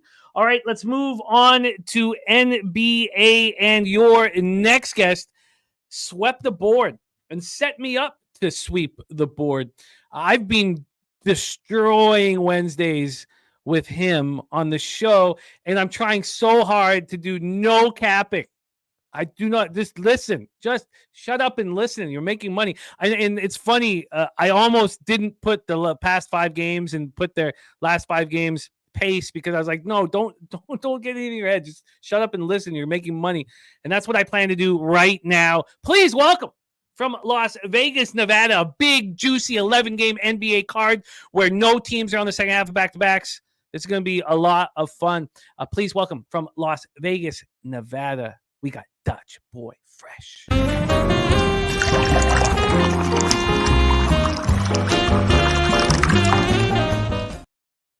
Dutchy, what's good, my man? We crushed last week, combined to go 6-0, and that was only one spot we were together. That was the Clippers. Other than that, we had different bets, and we swept the board. Great work, Dutch, my man. How are you? Jimmy, the motherfucking bag. The NBA is a hell of a drug, and you're looking at the plug. Yeah, man. It was a beautiful thing last week, Jim. It was. I believe we broke every single game down like a motherfucking pound. And if we would have bet every single game, we would have won every single game. But we won the games we betted, and that's most importantly. So it's great to be back with you. And we got another intriguing card. Got some solid-looking plays. Had a good day yesterday, 3-1. A little short on the Brunson points. But other than that, we hit him over the head. So let's keep it going, my guy. You are running nice. And it's helping us all with our bankroll. So let's get right to work. We start at 7 p.m. Eastern. The Orlando Magic 14-6, but 5-4 on the road. At the Cleveland Cavaliers 11-9, 5-6 at home. Rocket Mortgage Fieldhouse in Cleveland, Ohio. Big shout out to Dan Kelly, Dennis Garcia for getting me on the Magic to win the division at 10-1. I only put $20 on it, but still, it's an exciting bet to have. I don't know why I didn't put more. I God, NBA just scares me, I guess. All right, let's set this bad boy up here. We have the Magic, who've been winning these games with a bunch of injury issues. We faded them on Friday, we had Washington, and I said, I was going to fade them again on Saturday. I didn't bet basketball on Saturday when they were going for their franchise record winning streak. This is a squad that's been off for a long time, and they got crushed in Brooklyn. They lose by 28 points. This can't be a happy group. They had a chance to get in the record books. Now they're sort of in them because they have they tied the franchise record winning streak. Going up against the Cavs. Cavs have won 3 of their last 4. They look, okay against the Raptors. They beat up on the Hawks. Then they lose to Portland at home, and they come back and beat Detroit by 9. So neither team has played for 4 days. Neither team has played since Saturday. So let's get into the situation here from an injury standpoint. Carter out. Isaac game time decision, but Carter and Fultz out. Now, Suggs and Anthony Black have really taken over the backcourt and done a good job with it. Then for the Cavs, LeVert out, Ty Jerome out, and then Dean Wade game time decision. That is the situation. Let's get into the line history here for Orlando, Cleveland. We're going to go back to Pinnacle line history. So we'll start with the side. Make sure that I'm on full game. Yes. Okay, we'll start with side. Sitting here with Orlando opening up as 4.5-point dogs. Now they are 4-point dogs. Get over to the total. And, my first thought here is, and I don't like thinking this way, but the Magic have made us so much money this year. Even when we faded them, we've been right there. How do we not back them here, an angry group off the rest? I wonder if Dan Kelly's in the chat. He knows this Cleveland Cavalier team so well. Let's talk about the total, though. Sitting at 224.5. This has gone up 2 points from 222 to 224.5. In the past 5 games, Orlando's the 3rd fastest pace in the league. They're 4-1. They're playing at a pace at 103.7 possessions a game. In the past 5 games, Cleveland 3-2, playing at a pace at 100.60 possessions a game. Take it away for us here, Dutch. Magic, Cavs, game 1 of the card. Yeah, man. Shout out to BJ. Because Magic's a public dog. This is exact words yesterday with the Knickerbockers and everyone was on the Knicks. Good call, my guy. Bucks did handle business. Yeah, man. This game's intriguing to me. I think it's one of the more intriguing games on the board, to be quite honest with you, Jim. Now, I will be the first to say, the Magic are a fucking, cash machine. The ATS machine. They play good basketball. I'm not as high on them as everyone else, to be quite honest with you. But you can't knock what the fuck they've done so far. I still think, Wagner is real nice. He's better than I thought. You know what you're getting out of Banchero. I still think they're a little light when it comes to shooting. I was going to be on the Cavs here because I just believe the Cavs are a better basketball team. I think they're, they got a complete five-man starter. I like their starting 5 from point to the 5. I like the bench too with Yang, with LeVert. I think they got, what they need to be a winning basketball team, a bet on basketball team in the regular season with the closer and Mitchell. But, they've been in and out of the lineup. Garland's been hurt. Mitchell's been beat up. Jared Allen was hurt a little bit. So it's really Mobley's the only really guy who's been in that lineup consistently. I don't know if they're going to put together. As you mentioned, they have won 3 out of 4, but they have their way with the Magic, man. They really have. They've won 4 straight, 6 out of the last 7. I like the Cavaliers here. I'm going to stay off this game, Jim, because of the fact that the Magic got blown out, as you mentioned, by 28 or 20 plus points to the Brooklyn Nets. I think the Cavaliers are the play here. I'm just going to stay off it because I have other games on the board, but I'm not like, I know everyone's going to be on the Magic here, just like you said. How do you not bet the Magic here? It's Cleveland or nothing for me here. And I didn't get to the window simply because I already have enough plays, but it was a heavy lean to Cleveland. Well, I see how you, and I meant to do this. Sorry, it was just the first game off the top to talk about the cash flow, but that's how you stay off the Magic, is you see 72% of the tickets and 97% of the cash. Now, at least it's moved a half point towards the Magic, at least, those of you who are on it. But that's a lot of money. We have 13,000 tickets, and it's a lot of money for it only to move a half point. It doesn't show, doesn't show too much faith in that cash, but it's moved a little bit. And BJ says that's not enough movement. Yeah, I agree. I agree with you. That's can comfortably kind of keep us off. Bo Jackson looking at Cavs money line. And then from a total perspective, you have 70% of the tickets and 75% of the cash on the under, and it's gone up 2 points. So And North End says back to 4.5 at Bet365. Well, that's also really telling. And in NBA, I find that the extra days off dulls the pain. So I would rather the Magic be playing 2 days later after getting embarrassed than 4 days later. That's a very strong point.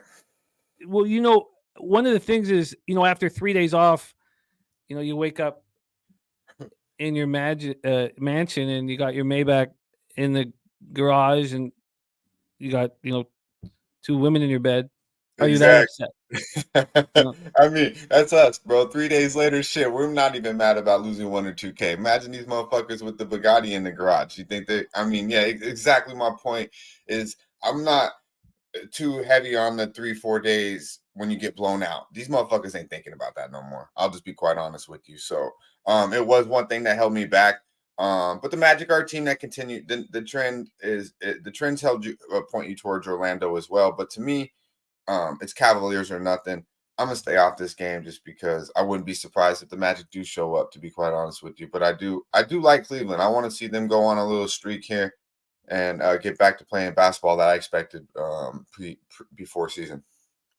Yeah, I'm off this one as well. Let's move on to the next one. 7 p.m. Eastern. Memphis Grizzlies 5-14, 4-6 on the road at Detroit Pistons. 2-18, 1-9 at home. Little Caesars Arena, Detroit, Michigan. We cashed bombs on Thursday and Friday. We cashed Detroit Pistons plus 14.5 on Thursday. Then we followed that up with the Wizards plus 11.5 on Friday. Felt good getting those big dog winners. And then I thought I was only taking the Wizards because of the bias of just cashing the night before. I thought not that was the only reason, but that was a part of it. So I was just happy that it all worked out with the situational gambling. Here we have the Grizzlies. We cashed with the Grizzlies at home against Utah, right? They were 4.5-point favorites. They hadn't won at home yet all year. That was with you, Dutch. It didn't make any sense that they'd be 4.5-point favorites, and they won by 14. They followed that up by beating Dallas. Now that was a weird spot, right? There was no Luka in the lineup, but Memphis took it to them. And then they lose to Phoenix by 7 points. They're clearly playing better. These Pistons are a pack of losers. Just losing and losing and losing, not showing up. One thing that I was shocked at was when the Lakers came to town and you're going to have an audience and you still don't show up. Like that was just absolutely shocking.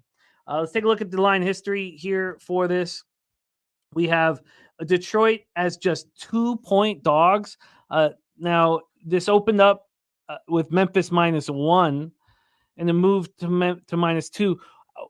That's a weird, this is of course, when you open up a line like this with Memphis playing better and you open it up at -1, of course, you're going to get a ton of Memphis cash. Now, at least they've moved it a point.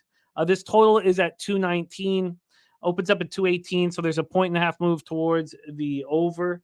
Let's take a look at the cash flow here then for this one. You have 31% of the tickets and 44% of the cash on the Pistons. You have 69% of tickets on the over. This game makes me extremely uncomfortable.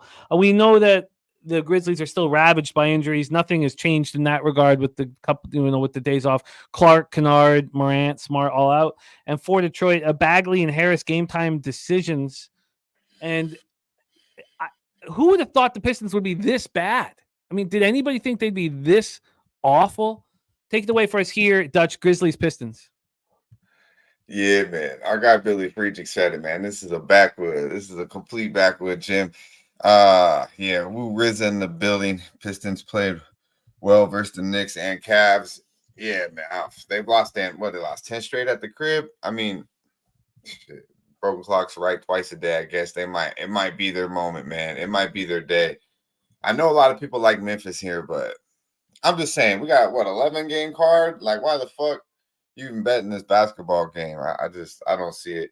Best of luck to anyone who is, and I would lean the Pistons because I feel like they're fucking due. They're not this bad, Jim. You kind of touched on it. Are they really this bad? Oh shit! Justin Stack's play of the day is the Pistons plus 112. So he's got faith. And shout out to our guy Justin. He riding with the Pistons, man. Okay, let's go Detroit. But yeah, I don't know. I seen my first thought about this game was everyone's gonna like Memphis. I can't bet on that roster. Bane is a stud. Jaren Jackson coming off his best game of the season after pretty much having his worst game of the season. So I mean, yeah, man. I don't know why you want to bet this basketball game, but if you got a good read on it, respect. From a market standpoint, just the market alone, it's screaming Pistons are alive.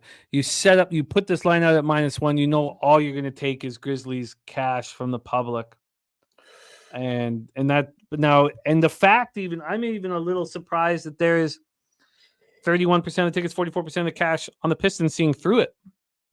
I like where Justin McElvee's at. Yeah, and maybe my bad. maybe the days off kind of help Detroit here. Maybe you can just get away for a second and come back. I mean, I thought they had a good coach. This is why I thought Cade Cunningham was a good point. There's not that many good point guards in the league, Jim. They got big guys, and I thought they had a good hire and a coach. But Cade is not as good as I thought he was so far, and I don't know. Obviously, he's Monty might not be touching these boys. Like he might not be hitting these guys because I don't know what's going on. It's just something ain't right in Detroit. But it's one fucking game. They're bound to win a basketball game. They got enough talent to beat Memphis. I know that with this roster. Well, I have interest in the Pistons now. I don't know if I pull the trigger, but I see what Justin McElvee is seeing here, and here I really think the days off kind of help. Get away for a second, come back refreshed. It's not that maybe Monty's doing such a shit job, but maybe Dwayne Casey was doing a better job than we had imagined.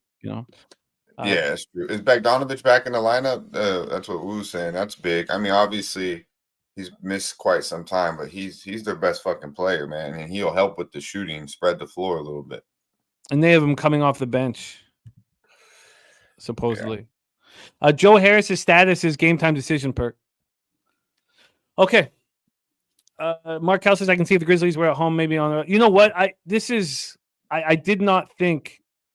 Satcher had said they've lost 17 in a row. Where did we just? Columbus Blue Jackets had lost 9 in a row. That line made no sense, and we had to take them on the -1 line. They were -150 favorites that have lost 9 in a row, and they won 7-2. Yeah, good shit. You've been seeing clearly, man. Well, if I don't have enough action, the Pistons are becoming more appealing as this goes on. And also, though, there's no need to bet this right away. We've seen it move a point towards the Grizzlies because if you don't bet, if this moves 2 more points towards the Grizzlies, stay off. But if it stays right where it is and more public come in and hammer the Grizzlies, so that's another thing. I'm not going to bet this right after the show either. God damn it! Look what Justin did, man. He gave it backward into a 10-minute motherfucking game. No, this fucking Pistons backward. I know you're gonna bet the Pistons. I believe in Jim. I'm rooting for you. I think so, but not when the show ends. Let's move on. 7 p.m. Eastern. We have the Phil. Oh, and I didn't give you guys the pace and all that for that game. By the way, Memphis is playing in the last 5 games, 27th in the league pace at 96.60. And Detroit's the 6th fastest team in pace over the last 5 games, 102.20 possessions a game. They were never like that with Casey. Casey demanded defensive responsibilities, defensive accountability first and foremost. Monty, I don't know what the hell Monty's doing. All right, let's roll on. There's Tony Trill in the house. Let's roll on. 7 p.m. Eastern, Philadelphia 76ers 12-7, 5-4 on the road. The Washington Wizards 3-16, 1-6 at home. Capital One Arena, Washington, D.C. Philly 2-3 over their past 5, playing the pace 98.7 possessions game. That's 17th in the league. We know what the Wizards are doing, playing very fast. 104.60 possessions game over the last 5. They're 1-4 over that period of time. The Sixers have had a long break, 5 days off. We last saw them, without Embiid at the Celtics. It's another example of these teams. You wait for their star to be announced out. You wait for the big line move against them, and then you back them. We saw it all year last year, and we didn't quite see it off the beginning of the year, and now we're seeing it, in spades. For Wizards, they lose back-to-back against Orlando, but we cashed. We cashed in that game, too, on Friday when the Magic had to battle just to tie that franchise record winning streak. But this is an ugly, ugly basketball team. Let's take a look at the situation. Just, Melton game time decision. Embiid had a really nice break. He was sick, got a lot of rest. And then Poole's a game time decision right now for the Wizards. That's a problem. Too bad DeLon Wright's not on this team. Maybe they could play a little bit of defense here. So let's take a look at the line history and then the cash flow and then hand it over to Dutch. Line history-wise, Pinnacle has the Sixers as 10.5-point favorites. They opened up at 9. They're now 10.5. From a total standpoint, we have a 239.5. That's at a pick'em. This opened up at 238.5. And then from a cash flow look, we have 96% of the tickets, 99% of the cash on the Sixers. That's crazy to me. Why they would care at all about this basketball game? Why they would have any intensity, against the Wizards? And Wizards have 93% of tickets, 96% cash on the over, and it's only gone up a point. Take it away, and then Saturate says Embiid everything today. He had 48 against them last time. He's hit 30 plus in 8 of 9 games. Wizards allowed the most points to center. Eric Jones says 8-1 over spot for the Sixers. LJ from H-Town says Sixers Wizards over 240. Take it away for us, Dutch. Sixers Wizards. Yeah, man. I'm digging what I'm hearing. I'm digging what I'm hearing from the chat.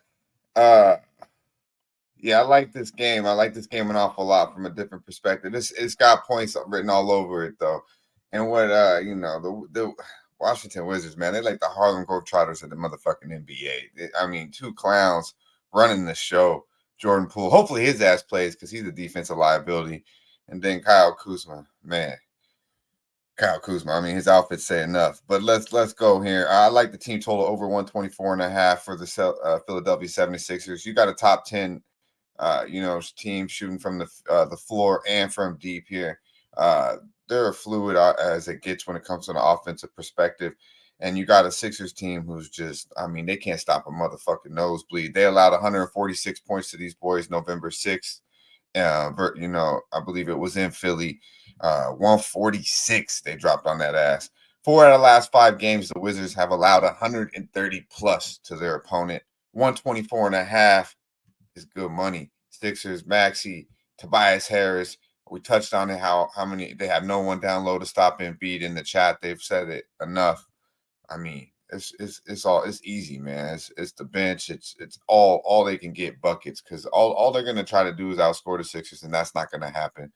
So yeah, 124.5. I believe they get 130 easy. So I like this. I like this looking awful lot. BJ said we don't lay double digits. With this, so you got to back with it. But I don't believe it's got to be a backward, bro. I believe you can make money here, and it's the team total. I wouldn't be surprised, if the Sixers blow them out. I know off a loss to the Celtics, I think is where you want them. I know they had a couple days to sit around, but losing to the Celtics, they never, Embiid and them boys never like that. So they've been winning. They're going to continue to win, and they're going to continue to score an awful lot of points against the Washington Wizards. Perfect Rotation says, Wizards either cover or get destroyed, but Markel on the Sixers team total over. By the way, if anyone can find that Sixers team total over without the VIG that Bet365 puts on team totals, because it's 125.5 at Pinnacle. It's 124.5 at Bet365, but it's 124.5 at minus 115. I'm sure someone can find it at minus 110. Yeah, I got it at the 115. Oh, you got 115 too. Let me know if anyone can find that team total over 124.5 at less than minus 115. But here, and I mean this, how in the world could the Sixers possibly be focused and locked in the first quarter against the I don't think they got to be. I don't think they got to be focused and locked in. But just the first quarter. Yeah. I'm not talking. I like everything you got. But I want the Wizards first quarter. You've had the Sixers have been off since Friday. Been off for 5 days. They're playing the worst team in the league on the road. What's the spread? 4? You're getting 3.5? Well, you can get 4 at minus 116, or you can get 3.5 with no VIG. I would want the 4. Yeah, I would say 4. 4 seems appealing to me. I'm not gonna lie, but I would. Yeah, I don't. Yeah, I could see them starting off slow. They could be down 10.5 and still win this game by 15 easily. Yeah, we've seen them do it before. We've seen them be down at the half and still blow teams out. Oh yeah. And they just got to flip a switch. They're that good when it comes to this. They're on a whole nother level than the Washington Wizards. And then the question is, do you think that this line is with Poole in, or do you think its line is with Poole out? Because he's not available in any player props. I don't think he really matters. I mean, could it drop to 9.5 if he's in? I don't know. I mean, to me, he doesn't fucking matter. But to me, he matters on the over. I like him, and I know anyone they got on the bench is going to play better defense than that motherfucker. Okay, well, I'm very interested in the Wizards' first quarter here with all these days off. And Embiid hasn't played in 8 or 9 days. I mean, Yeah, I can see it. I just don't know how they're locked in off the hop here. Okay, you want Wizards, Poole in if you take the 4? I mean, if you take the Wizards first quarter. Yeah, I would pay the 6 cents for the 4. I'm saying you want him in though. You want Poole? Does he matter to you? That is a good question. I think I'd rather have him in. Yeah, I know he's a liability and things like that, but maybe he needed the break too. When you're on a losing team, and I think the same thing with the Pistons, it's nice to get a few days off, get away for a second. It's nice to stop losing for a couple of days. Hey, you ain't winning, but hey, if we're an NBA player, you feel like you're winning when you ain't losing on the court because it's a pretty damn good life. You know what I mean? Realistically, the only bad time they have is when they're getting their ass whooped on the basketball court. Yeah. Well, I like this. I'm starting to see my card come together. Let's move on to 7:30 p.m. Eastern. And also, I mean, just look at this. I mean, we're talking about a spot where 96% of tickets and 99% of cash on the Sixers. Why do you think Dutch is focusing on the team total? So, all right. Let's move on. Next spot on the board, 7:30 p.m. Eastern. We have the Miami Heat, 11-9, 6-6 on the road at the Toronto Raptors, 9-11, 6-5 at home. We're at Scotiabank Arena, Toronto, Ontario. Miami just 1-4 over the past 5, playing the pace 99.80 possessions game, quite a bit quicker than they played last year. Toronto 2-3, playing the pace of 97 possessions game. That's 21st in the league over the last 5 games. Let's take a look at the line history here. Of course, the rumors following around this Raptors team. Pretty heavy right now with the possible moves and player moves. Pinnacle has moved this. And another thing about the Raptors this year, we've talked about it often, is the market's been really sharp with them. When the line doesn't make sense, they take care of business. They open up a -2.5, and that lasts for 2 minutes. The Raptors -2.5 was there for 2 minutes before it hit -3, and it's already hit -4. So, I thought I saw also. Did I see? No 4.5. Now there are. No, I guess there's no 3.5s available at any of the, reputable books here. So we have the Raptors as 4-point favorites. From a total side of things, we are dealing with a 218.5. This opened up at 217. This got up to 220. So there's a 2.5-point move to the over. Then it came back here. So it's a 1.5 move to the over. Let's take a look at the cash flow here for this one. We have 63% of the tickets and 94% of the cash on the Raptors. Wow. Big bets coming in on the Raptors. 94% of tickets, 91% cash on the over. And we've had, 1.5 of buyback towards the under. This one is a very interesting one. Raptors are a healthy group right now, and the Heat aren't. No Tyler Hero and no Bam, no Highsmith. This is not a good look for the Heat. Now 11-9, and who's going to catch the Magic at this point? I mean, obviously they're going to make a run at some point.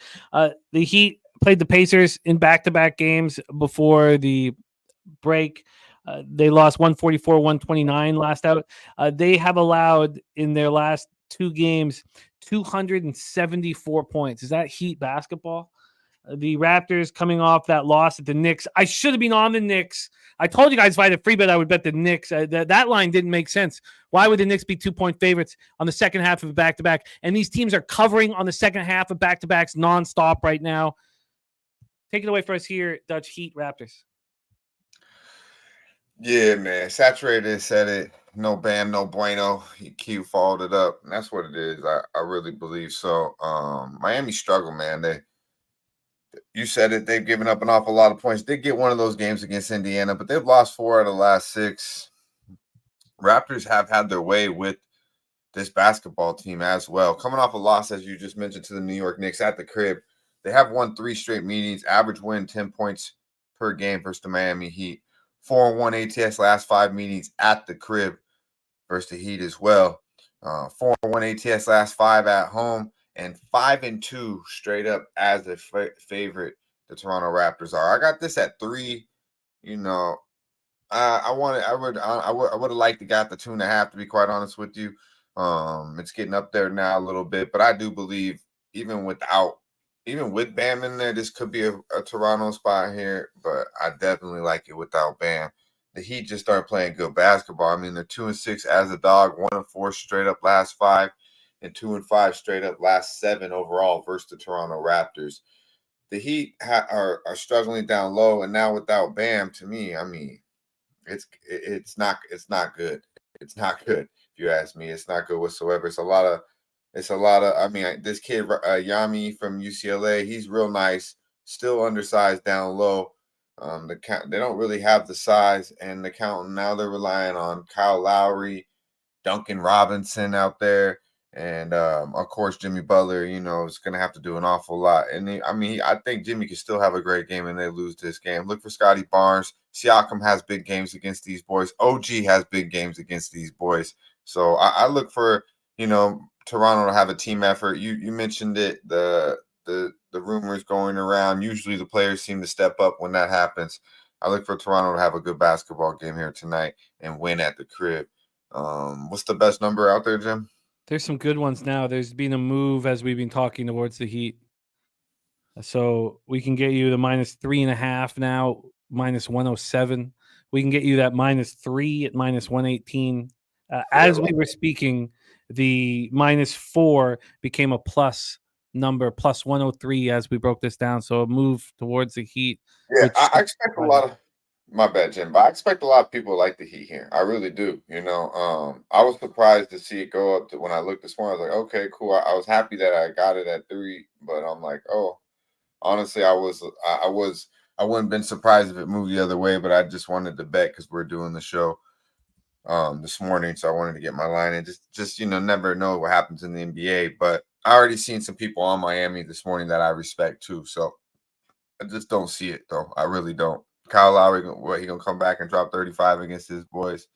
Nah, I think Schroeder and the crew will handle business. So I'll take the 3 at -118.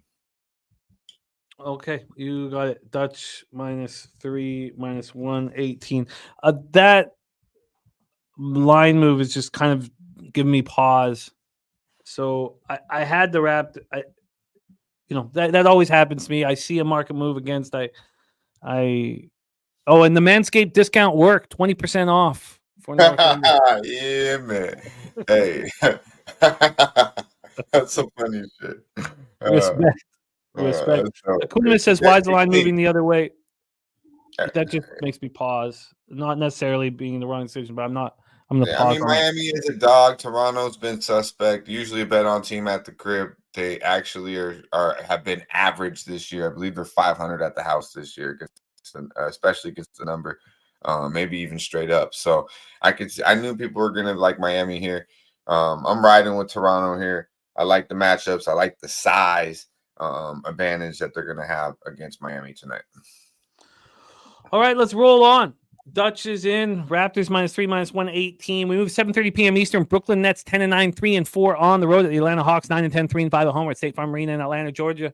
Brooklyn 4-1 over their past 5, playing at pace 96.40 possessions a game, 28th in the league in pace over that period. Atlanta running fast. We've seen it all year. 103.70 possessions a game over the last 5, third in pace in the NBA.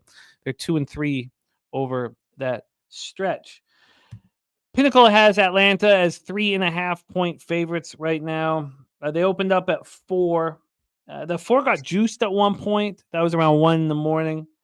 Then it got up to 4.5 at 7 in the morning, and we've had buyback sitting at 3.5. So we've had a half-point move towards these Brooklyn Nets. From a total perspective, we're sitting here at 243.5. This opened up at 241. This is a high total, man. And not only that, but at 7 a.m., this got up to 244. Good God. take a look at the cash flow here for this one. We have 93% of tickets and 98% of cash on the Brooklyn Nets. And this got up to 4.5 early. There's been a point of buyback. It's moved a half point to the Nets with 98% of cash. Suspect, man. 73% of tickets, 90% of cash on the over. Both teams have been off since Saturday. Hawks lost their third of the last 4 games at Milwaukee. That was a long road trip they were on, and didn't look very good in it. Barely beat the Spurs. Only good-looking win was over the Wizards. Lost by 11 at Milwaukee. There's no shame in losing at the Bucks by 11, but the Nets are running pretty nice, but they had that home loss to Charlotte 129-128 in the middle of it. They beat up on the Raptors 115-103, and then of course they didn't allow Orlando to have their franchise record winning streak in that 129-101 win on Saturday. Quick look at the injuries here. Wow, big shout out to the chillest in the house, our guy Fat Cat Ninja. I love it. $10 dono to bless our action. Bless our action. Yeah, Kong's Clips. I don't want to say out loud that I'm pleased that Zach Wilson will be a quarterback, but it's what I wanted. I got the +6 last night. I attacked this NFL week here after going 7-2 last week. But shout out to the chillest, man. What a guy. That's Fat Cat Ninja, our guy, with $10 dono to bless our action. We love you, man. I know that was Fat Cat. Yeah, good shit, my dude. Yeah, that's Fat Cat. Yeah. Saturated Cam Thomas over 22.5 points, rebounds, and assists. Says Atlanta allows the third most points to shooting guards. Atlanta plays the top 5 pace, and they've been top 3, over the last little while. From a injury standpoint, we know Simmons being out for a long time. That's really the only issue here from an injury standpoint. So take it away for us here, Dutch, Nets, Hawks. Yeah, man. Ron Crawford, spreadsheet play of the day, Brooklyn +4. Oh, shit, I missed that. Shout out to our guy, Ron Crawford. I see you, man, with the look. I think you can make a case both sides, and these two teams played earlier, not too long ago, about a week ago, maybe a little bit longer. Overtime game. I believe Atlanta found a way to win that.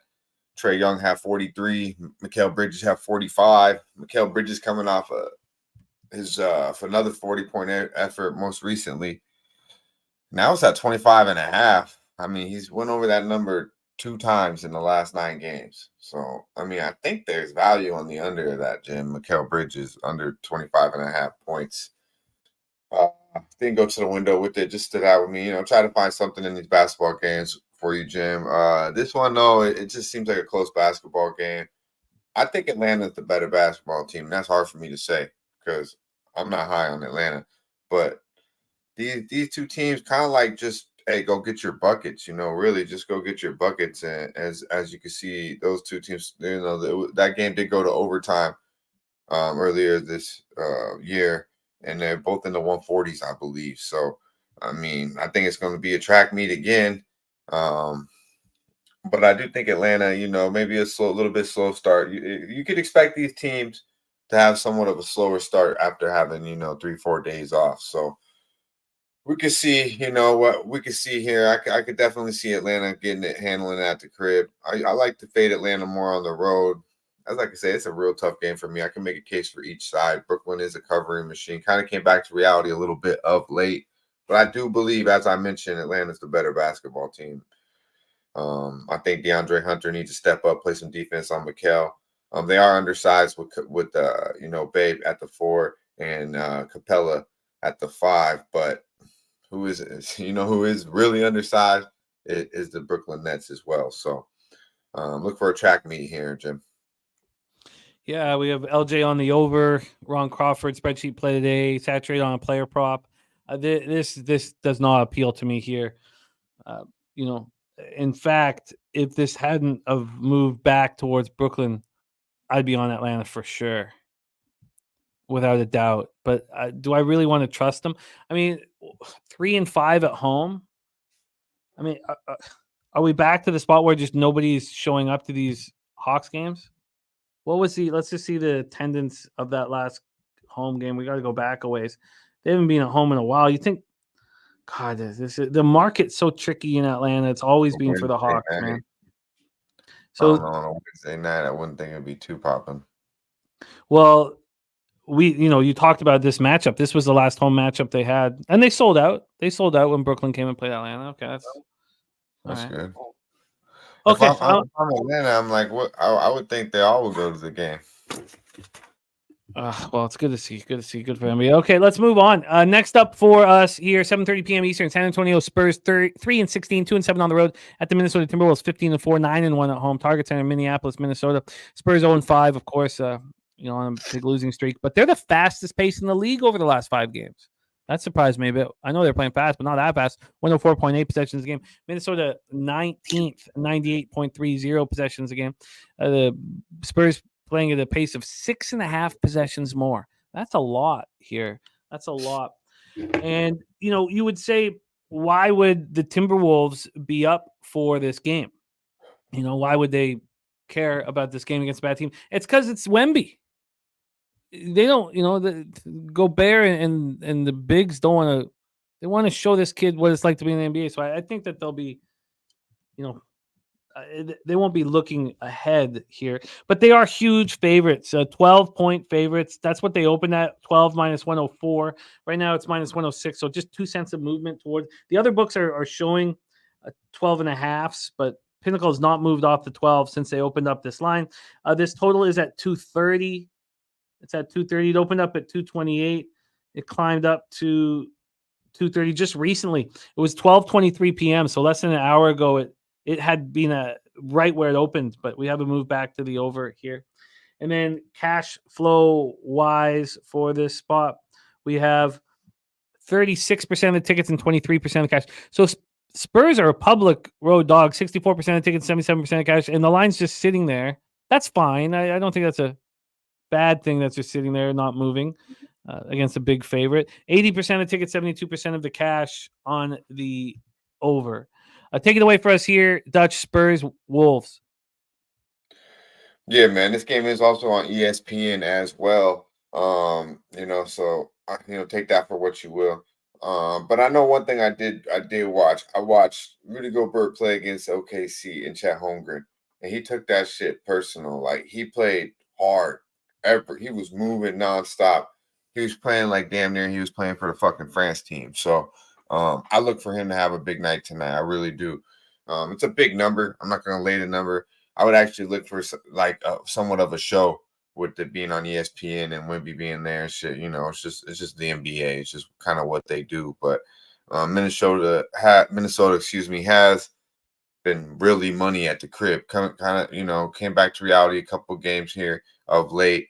But they smash at the crib and against good basketball teams, double digits. We're talking, the Nuggets, Boston, teams of these natures. They beat them at the crib and beat them in fashion. So I wouldn't be surprised if it happens tonight. But I like Gobert, man. I like Gobert. I like his blocks. I like his rebounds. I'm gonna look into it a little bit more. I didn't even have it on my books yet when I looked at it, but I like the rebounds and I like the blocks for Rudy Gobert tonight, Jim. I think he has a big night. He likes to show up these big men. Like, hey, I'm the big man here, and he's one hell of a defensive player and a rebounder, and he can definitely block some shots. I don't know about the offensive end, but look for Rudy to have a big impact on tonight's game. I'm trying to stay away from totals as best as I can. Just focus on what's working for me right now. And, the over ESPN game. So while you were talking, I took another look at it. The Wolves have played 10 home games this year, 9-1. Only 2 of them have gone over 230. Yeah, they play that D, man. They play the perimeter real well. So I'm going to just do what I can to stay away from totals at this point.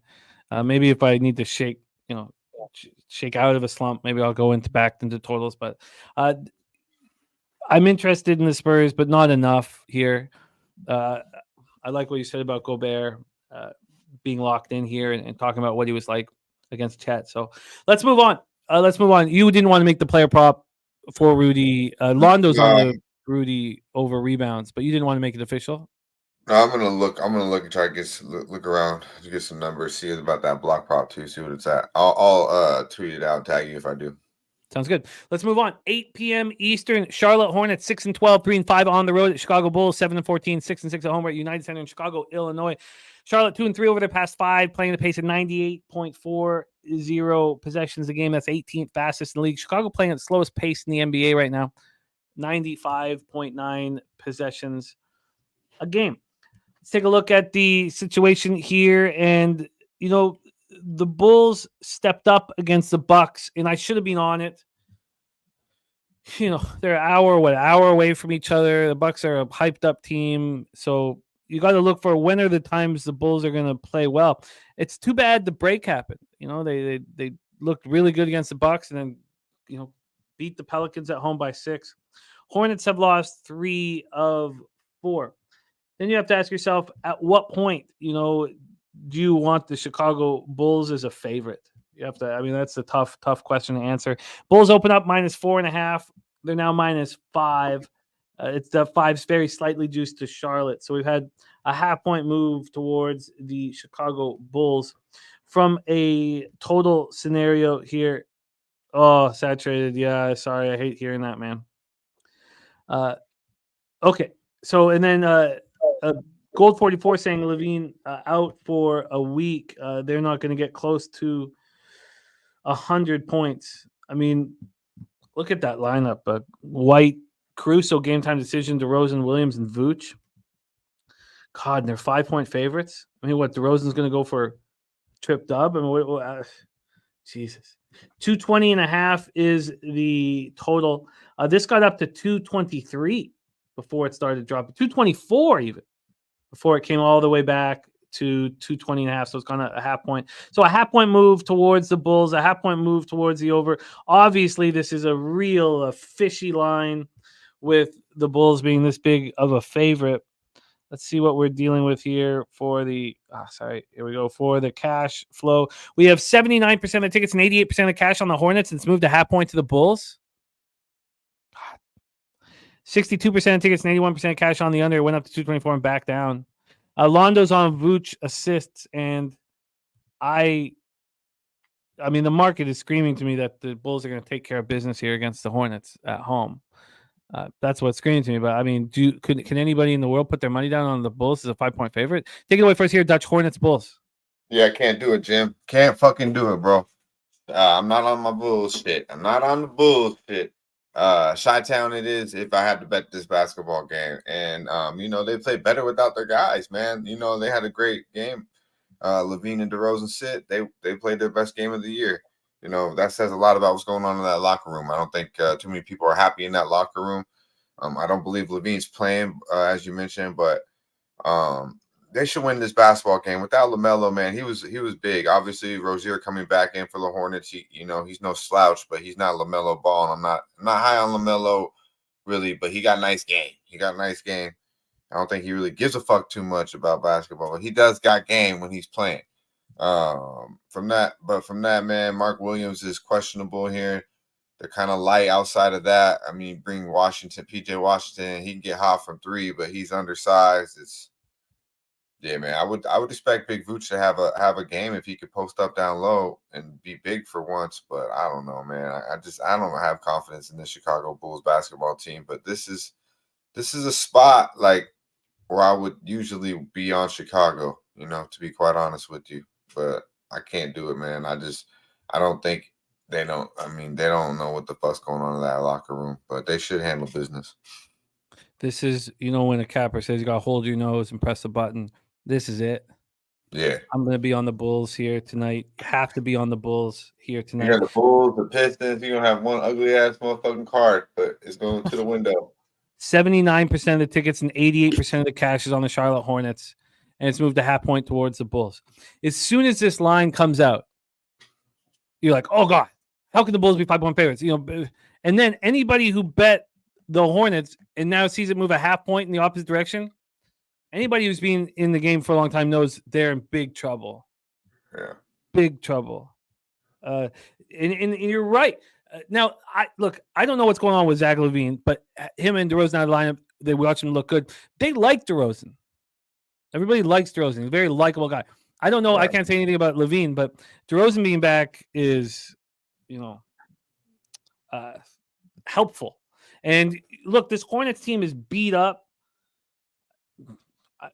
Rozier has never became the player that we thought he was capable of coming. Who are we worried about? Hayward, Bridges, and with Williams' game time decision? I mean, this is a strange spot. A very strange spot. Okay, I'm moving on to Bulls. Let's move on. I'm going to take them at 4.5 or 5, depending on what it is. Let's move on. 8 p.m. Eastern. Oklahoma City Thunder 13-6, 7-2 on the road at the Houston Rockets. 8-9, but 8-1 at home. 8-1 at home. LJ's Houston Rockets. He's been cashing with them consistently. Toyota Center in Houston, Texas. Oklahoma City 3-2 over the past 5, playing at the pace of 100 possessions a game. Houston 2-3, playing at the pace of 97 possessions a game. That 97 is good for 21st fastest in the NBA. OKC is 13th fastest here. Let's take a look at the X's and O's spot here for both squads. I feel so bad for all the people with Thunder futures. The Giddey situation just hanging over the team is rough here. The Thunder coming off back-to-back wins. Lakers, they win 133-110 at home. Then they go into Dallas 126-120. I believe Giddey played 16 minutes in this last game. I mean, it's just sucks what's happened to this franchise because I have friends who have futures on them. And what a great look it was. Ugh. Houston's lost 3 straight right now. They're coming off losing the last 3. They lost all 3 games of that road trip. Lose by 6 at Dallas, lose by 10 at Denver, and then lose by 10 with the Lakers. And that was your look. That was Wednesday, Dutch, when you were on the Nuggets over these Rockets in the revenge game. And that was such a great call, such a perfect spot. Let's take a look at the line history here for this one and the cash flow, and then hear what Dutch has to say about the spot. Houston right now is a home dog, plus 1.5 home dog. They opened at plus 1.5. They got it to 2.5 for a little while. They're back right where they started, plus 1.5. And from a total scenario, we're sitting here at 227, minus 103 to the under. This opened up at 226, got up to 220. I guess it never got up past 227. So it's right now, a half point move to the over. So take a look at the cash flow then in this one. We have 79% of tickets and 64% of cash on the Thunder. Only 21% of the tickets and 36% of cash on the Rockets. Why would that be, Dutch? A team that's 8-1 at home, getting absolutely no love here. We have 82% of tickets and 70% of the cash on the over. I mean, why? Take it away, Dutch. Can you illuminate the spot? OKC at Houston. Yeah, man. Like OKC, you said it to me like prior with your buddies with the futures, and to me it's more of like I was making money off the Oklahoma City Thunder, and it just puts kind of a black cloud over them. Obviously, a distraction to the locker room. They did find a way to win the last 2 basketball games, but I don't know, man. I feel like I can't really fuck with OKC as much as I want to until this, kitty, as Razor Sharps would say, the kitty situation, comes to, some type of resolvement. I don't know, man. And it's hard for me to bet on Houston here, though. There's 6. Our boy LJ Trill Play of the day is the first half. Houston first half. I'm not mad at that look. OKC's had their way with them, though, man. But OKC, let me get back on track. Houston's lost 6 out of the last 8 basketball games. They can't win a basketball game on the road for their life, but they have been bet on at the crib. I just feel like, do I want them here when I know OKC's the better team? They have won 2 straight against these boys, 30 plus in these wins, man. So they smacked them around. And OKC, as I mentioned, they've been bet on. They're 8-2 as a favorite, 14-4-1 against the number this year, 7-1-1 on the road against the number, Jim. So it's hard for me to bet against OKC, but I do believe Houston's a spot here. They've been a bet on basketball team at the crib. I think Van Fleet running the show gets everyone involved. They play better. Obviously the role players and these young kids play a lot better at the house under Udoka. So I would look for them to get back on track here, find a win against a real gritty OKC team who I like. But as I mentioned, it's just not a team I just like. I don't know. It's just the vibe ain't right now with OKC, in my opinion. And this line is, you mentioned, is kind of leading you in the right direction. Look, what do you look at? The fact that the Rockets are 8-9, or the fact that they're 8-1 at home? And look, I know Thunder 7-2 on the road, and better overall record, but I just, this is. I mean, what would you, if you were the line maker in this game? Like, what would you have thought? I mean, now I know we have the hint because we know what the market is, but are you surprised at this line? I thought it would be a pick 'em, probably a pick 'em. See, because that's what I think too. And BJ thinks that OKC should be at least 4 or 5 point favorites. So what I think is fishy, BJ, is the opposite. I think that the 8-1 at home Houston Rockets not being a pick 'em or, the slightest tiny bit of a favorite is what surprises me. Yeah, that's because they beat Denver at the crib. I mean, they beat good teams at the crib. Yeah, and this dude Singun should be able to really, as our boy in the chat touches on him, Bang Bang. I think he has like kind of like old school game. So, and he's a little bit more thicker down low. I think he'll be able to, I think he'll be able to get his against Chet, and he's quick enough to go out and guard him on the perimeter too. So I like the matchup down there. Obviously got to contain Shea, but yeah, I don't see OKC being 4 points in this game. I mean, this Giddy situation is real too. I mean, as you said, he only played 16 motherfucking minutes last week on the road in Houston. They're gonna, they see him on the court. Them Rocket fans are gonna have some shots in them. Oh my God! Imagine having the whole world in the palm of your hands. I mean, the whole entire world. Anything you ever dreamt of, and you fuck it all up. All right, let's move on. 8:30 p.m. Eastern. Utah Jazz 7-13, 1-9 on the road at Dallas Mavericks 11-8, 5-4 at home at American Airlines Center in Dallas, Texas. Both teams playing at a slow pace. Utah second slowest in the league, 96.29 possessions a game. Very different from what they did last year. Dallas 2-3 over the past 5, playing pace 96.70 possessions a game. Game time decisions for Hardaway, Kyrie, the Williams. Green and Kleber are out, but at least Luka the Don is back, healthy and feeling good. Lauri Markkanen and Kelly Olynyk out. Same with Jordan Clarkson for Utah. I mean, look at this lineup. Who would have thought that's what we'd be looking at? You're at 7, Collins, Fontecchio, Agbaji, and George. Jesus. I mean, so Dallas opens up as 10-point favorites. They're now 11.5-point favorites. That's just such an ugly lineup here for the Wolves. Or sorry, the Jazz. It's just shockingly ugly. And then let's get into the total here for this one. This total is sitting at 231. I'm just going to stay away from totals because that's what's working. But this move from 228.5 up to 232 makes no sense to me whatsoever. These teams are not playing at a fast enough pace to touch any of these numbers. I don't get it. I don't understand it at all. We just saw these teams. I mean, Mavericks played OKC before the break. There's 246 points scored in that game, but 3 of their last 5 have gone, way under this total. And if the Jazz didn't make it to overtime against Portland, well, now it's even with overtime, it was under this total. The Jazz. So this is one of those things that I'm happy to be away from totals. Happy not to be messing with these, advanced computers and their models. Because look, when have the Jazz been over this total? The Jazz have not gotten over this total in their last 7 games. 7 games they have not been over this total, and yet it's gone up to 232. I mean, that shit makes no sense to me. We get over to the cash flow here for this one. You have 52% of the tickets and 92% of the cash on the Mavericks. It's moved a 1.5 in their direction, and then 73% of tickets and 78% cash on the over. That's nuts, absolutely nuts to me. Take it away for us here, Dutch Jazz Mavericks. Yeah, man, this one is kind of a little bit out of my realm. But I got locked in the 9. I don't think I could do 11.5 though, Jim. But I did lock in the 9. This is a Dallas spot all over. Got embarrassed 2 games in a row.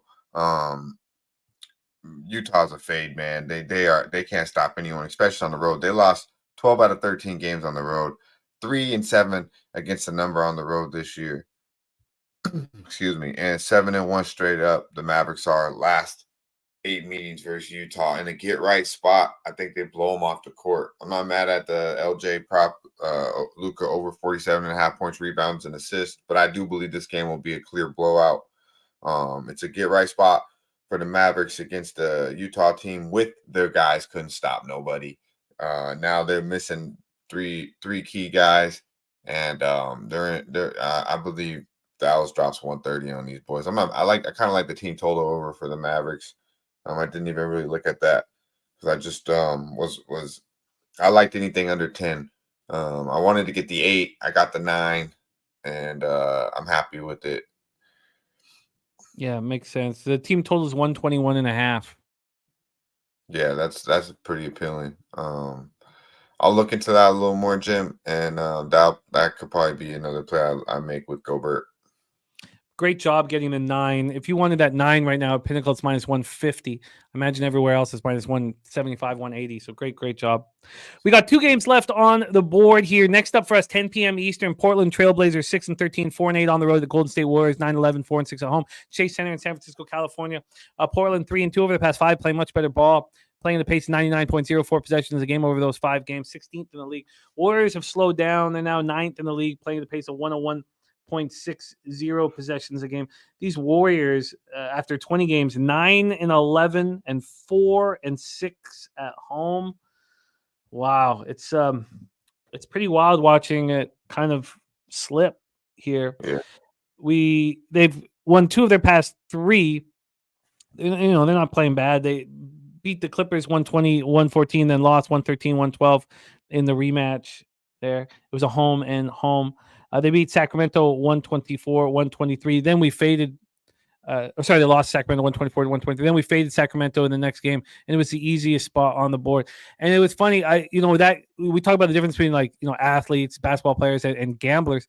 I was watching the pregame for that Kings game. After the Kings had beaten the Warriors, and they were all talking about what a magical night it was. The arena was popping, everything. It was so special. All this stuff. And then they go right into what's going to happen tonight. And both of the guys were like, oh, Kings easily.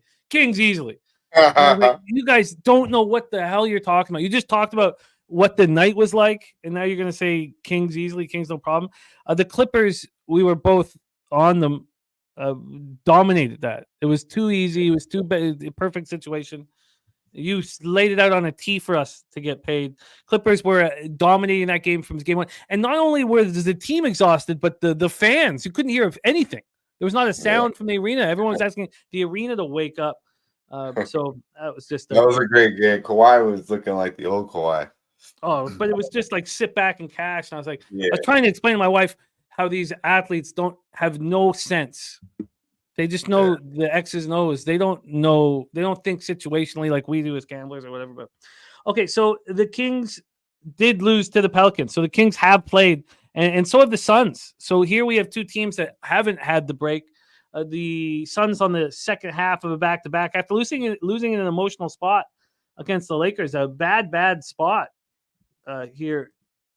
Sorry, this. All right. Yeah. I'm 2 days ahead. I was like, wait, son. I'm 2 days ahead. Let's go back. I'm 2 days ahead. I'm in the future here. I'm in the future. I'm Friday night. I'm already in Friday night. Wow. Okay. Sorry. Sorry about that. I was too deep, man. I'm out. I'm back out.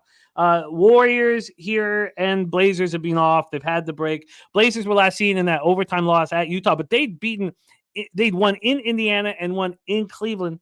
And then, of course, the Warriors sort of in shambles right now. Is Chris Paul still a game time decision, or is he good to go? No, Paul's game time decision. Wiggins is a game time decision. Peyton is out. And for Portland, Grant out, and Ayton and Simons are game time decisions. Let's get into the line history here for this one. Our second to last game on the board, sitting here right now with Golden State minus 13 points. Opened up at minus 10.5, got all the way up to, no, actually it's back at 12.5. Got up to 13, now back at 12.5. So clearly some of these guys that are game time decisions for the Blazers will not be in the lineup. From a total side of things, we're sitting here with a 226. It opened up at 224.5. It got up to 226.5.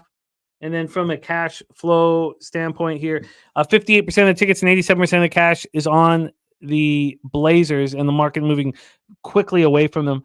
88% of tickets on the under. Take it away for us here, Dutch. Second to last game on the board, Blazers, Warriors.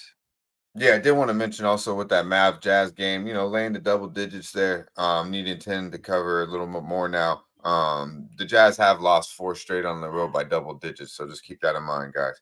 But for this game, first looking at it, Jim, I wanted to go to the window with the Warriors. I felt like they needed a feel-good game at home, and who's better than the Portland Trail Blazers, even though they had played a couple, good basketball games. No Jeremy Grant, that's a big blow.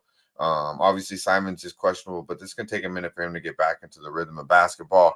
And the Warriors' last 2 meetings, 56-point win and an 18-point win against these boys back-to-back. Won 6 out of the last 7 meetings. 5 out of the last 6 of those wins have been by double digits. But what I look at is they do have OKC on deck. So when I see that from that perspective, they've lost twice to OKC already this year. I feel like I feel like they'll be in cruise control tonight, looking for OKC. Looking forward to OKC here in a couple nights, Jim. There's nothing appealing to me in the Blazers Warriors spot at all. That's just, the Blazers are playing with some heart. What, the Warriors are just going to destroy them? A team that's 4-6. Oh, maybe they are. But I don't want to be involved. Let's move to the final spot on the board. 10 p.m. Eastern. Denver Nuggets 14-7, but just 5-7 at home. At the LA Clippers 9-10, 6-3 at home. At Crypto, they'd be pretty good there. Denver 4-1 over the past 5, 99.5 possessions a game, 15th in the league. Clippers playing a little slower, 96.90 possessions a game. That's good for 23rd in the league over that stretch. We have both teams off of a nice break. Nuggets had their winning streak snapped at Sacramento, 123-117. That was back on Saturday, while the Clippers lost at first at Golden State and then beat Golden State 113-112. Take a look at the line history, and we have Gordon, Murray game time decisions. And then for the Clips, they're Plumlee. Who cares? Get to the line history here for this one. From a total scenario, we have it sitting at 227.5. This opened up at 224. We're up 3.5 points. And then on the spread here, we have the Clippers as 1-point favorites. They opened -1 at -105. They're now -1 at -110. So there's been no change at all. And then when we look at the situation here, 54% of tickets and 78% of cash is on the Clippers. Line not moving. 52% of tickets and 62% of cash on the money line is on the Clippers.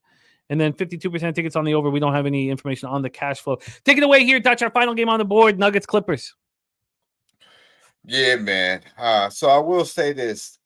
Before I am on the Denver Nuggets, and I feel like a lot of people might overthink this, and I could see where they're saying, everyone's gonna be on the Nuggets now, because they went in there and beat them without Joker and Murray and Gordon, and the Clippers overlooked them. Well, God damn it, to me, there's just levels to this shit, and the Denver Nuggets are on a whole motherfucking other level than the LA Clippers. I mean, it's big brother, little brother type shit, Jim. They've won 8 straight meetings, 9-point win in LA November 27th. Did have the close win in Denver by 3 on the 14th of November.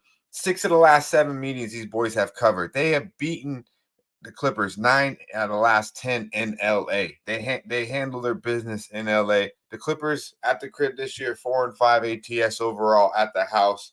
And I still think they're just trying to figure it out. I mean, PJ Tucker went out and said there's not enough basketballs in the world for this team. He's getting no run. Obviously, Ty Lue's still trying to figure it the fuck out. Rusted, props to Russ for saying, hey, I'll come to the bench. And I do think the Clippers, could be a winning basketball team if they fucking figured it out. But it ain't going to be against a well-rested, Denver Nuggets team off a Sacramento Kings loss. Yes, they have had time to think about, sit around and chill, and maybe they're not thinking about that L too much, but they're the defending champs, man. They don't lose basketball games too often. When they lose, they're going to bounce back in most cases. And a team that, has been going through a little bit of injuries of late. So the 4 days, I think, is really going to help a team of the Denver Nuggets, where Joker's had to play a lot of minutes of late. Aaron Gordon's been beat up, and Jamal Murray looked like he'll be back too. I believe he'll run. Had 16, 6, and 6, tweaked his ankle a little bit, didn't run the last 2 games. So it's pretty much had almost damn near 2 weeks to be ready to rock and roll. Aaron Gordon missed a couple games as well. So I look for the Nuggets to be a full go. That starting 5, which is the best starting 5 in the league, will be ready to rock and roll. They got. And what's intriguing now about this team, which I thought was a little bit light on the bench, well, now Justin Holiday has been playing more minutes. He's getting more in the rotation. So look for him to have more of an impact off the bench. Reggie Jackson's found his game as a starter. So now look for him to be ultra comfortable when he comes off the bench. Look for him to probably be in stats for 6 man of the year now, the way he's playing, and you're going to bring that off the bench. So I think the Denver Nuggets are actually going to become a better basketball team with this Jamal Murray injury and, Aaron Gordon in and out of the lineup of late. The bench is real key in the regular season. And I believe they're going to get better bench play from here forward. So I got the Nuggets +1. I just think they're simply a better basketball team. I see how you can make cases, and we could see some NBA fuckery for the LA Clippers, but I don't see it tonight, Jim. I think Joker has a big night. I think Jamal Murray plays, and Caldwell Pope, Aaron Gordon, and the crew have a big basketball game. Nuggets +1 is available at even money. The money line's just +103. So yeah, you want the one? Mm-hmm. +1 at +100 for Dutch. Let's review our action. Dutch and I swept the board. We went 6-0 and we only had one game the same last Wednesday. We have, I think I'm going to move on the Pistons. I expect to move on the Pistons and the Wizards first quarter. Dutch is on the Sixers team, total over 124.5. Dutch is on the Raptors -3 at -118. I don't know what to do at this point. I'm going to let the market sort of dictate. I'm not going to bet it right after the show. Ron Crawford spreadsheet play days, Brooklyn +4. Dutch and I are off that spot, and we're off of Spurs, Minnesota as well. I'm going to be on the Bulls tonight. I'm going to have one ugly-ass card, and I think I'm going to have a positive ROI. Those are my only 3 spots. Oklahoma City, Houston, we are off. Utah, Dallas. Dutch has Dallas -9 in his pocket. He's not going to take the 11.5 here for show purposes, and I get it. And it makes perfect sense. But he might move on the team total over. We'll hear from him throughout the day. Must follow him on X. He puts all his action out there, completely selfless, asks for nothing. Portland, Golden State, we are off. And then Dutch is on the Nuggets +1 at even money. Anything you want to add to that, Dutch? No, man. Yeah, I'm looking at the Rudy Gobert rebounds and blocks. Might even get like a little parlay going with that. I've been fucking around a little bit with them same game parlays. And then the team total over seems appealing. I might put a little half unit on there, something so I can get another show bet on there, because that does seem appealing. I believe the Mavericks are gonna make a statement tonight. Yeah, that 121.5. It's -110 to the over, -106 to the under right now. So it's very slightly juiced, but just a regular line. Swiss Horton says he's going to apply for an NBA coach. Let's work on your resume at Pubapalooza, Swiss. We'll do a lot of work there. And then Dan Cuss says only Sigmund Freud could be doing a better job than Ty Lue with this team. And then Billy Friedrich has replied with Freud only worked with upper-class women, primarily. Love this chat. I love this chat. All right, that is our NBA breakdown, NBA coverage. Dutch, these Wednesdays are so deep. We've had so many games to break down. You've done such a great job, and you're coming off sweeping the board last Wednesday. Thank you for your guidance and all your time and hard work, my friend. You got to see Dutch and the squad on Medicate Mondays every Monday at 11 a.m. It's a huge show, and it's getting bigger and bigger every week, as it should be. And there's talk about Dutch and Cab hosting NCAA college basketball weeknights here. Could be college basketball, could be NBA basketball. Has that moved further? Yeah, my bad, Jimmy. I want to touch up. But yeah, I actually did want to touch on that. I did get the go ahead. So it's all about the hoops. All right. So all about the hoops will be a live stream Wednesday nights, so it'll be dope because we break down the card here Wednesday mornings. We'll already be deep involved in the whole entire card, and then me and Daby Cab with some guests, of course, will go live probably about right after last call, 7 p.m. Eastern time, Wednesday nights. It's going to be college basketball. Obviously, you have a capper and Daby Cab who caps college basketball, as well as the NBA, which I'll be fully locked into. Majority of my bets with every game. So it's not just going to be one game. It'll be, obviously we'll key on certain games, but we'll be looking at the entire card, breaking down college basketball and the NBA, looking for live bets because it's been quite profitable with Jimmy and the boys, Mike Money, the pimp over there on the NFL. And we're going to transition that into college basketball and the NBA, my guy. I love it. This is great for our channel. I think it's going to be a huge hit. When does it start? Wewednesday night, next Wednesday. We're shooting for tonight, but we don't have the graphics ready. We didn't want to rush it. Jeff, shout out to the Don Slaughter, gave us the okay. So we will be live Wednesday night, 7. Probably go 7 p.m. Eastern time, 7:15, right around there. Give the last call, and then you transition over to All About the Hoops, college basketball NBA live stream. Oh, this is great. This is going to be huge. This is a big thing. So it doesn't start tonight. It starts next Wednesday. All About the Hoops with Daby Cab and Dutch Boy Fresh. I think this is a huge addition to the channel. I love hearing it. This is going to be great. I'm all about it, man. Hopefully we'll be able to get you on there because you're running fucking extremely well, seeing great in the NBA. So it'd be nice to break down, a couple live games. And you do this live shit so well. So, I know you're a busy man. No hurry, but hopefully eventually we'll get you on there, break it down. Yeah, I'd like that a lot as well. Basically, for me, honestly, the trying to stay away from some of the live shows is just so that I'm not, the swashbuckling booze bag. Mm-hmm. That's the main part. It's just the sauce. It's the soup. Trying to stay away from the soup. It's something about going live when you're watching games. You just want to intake, right? I'm the same way. It's like I'm smoking no matter what. But when I go live on them live streams, I'm drinking. I know. My stepdad, his dad was in radio all his life, and he would take a shot before every show. He'd start getting a shot, and then he'd go. And he did not live a long, healthy life. Dutch, respect and love, my man. Thank you for rolling with us. Let's stay hot. Great work, man. Great work. Let's get that cash. Please follow Dutch at Dutch Boy Fresh on X. Support Medicate Mondays, and I love All About Hoops. This is a great idea. I'm a huge supporter. I think we need this. This is what we need every Wednesday night right here on Pop Sports Radio. Dutch, any last words for the Capper supporting the show? I appreciate you, Jim. I think the new show will be great. Need support from all the real ones in the chat like we always get. Ramon Scott, Dan Kelly, EQ. Love vibing out with all of you. Y'all stay fresh. Respect. There he is, Dutch Boy Fresh.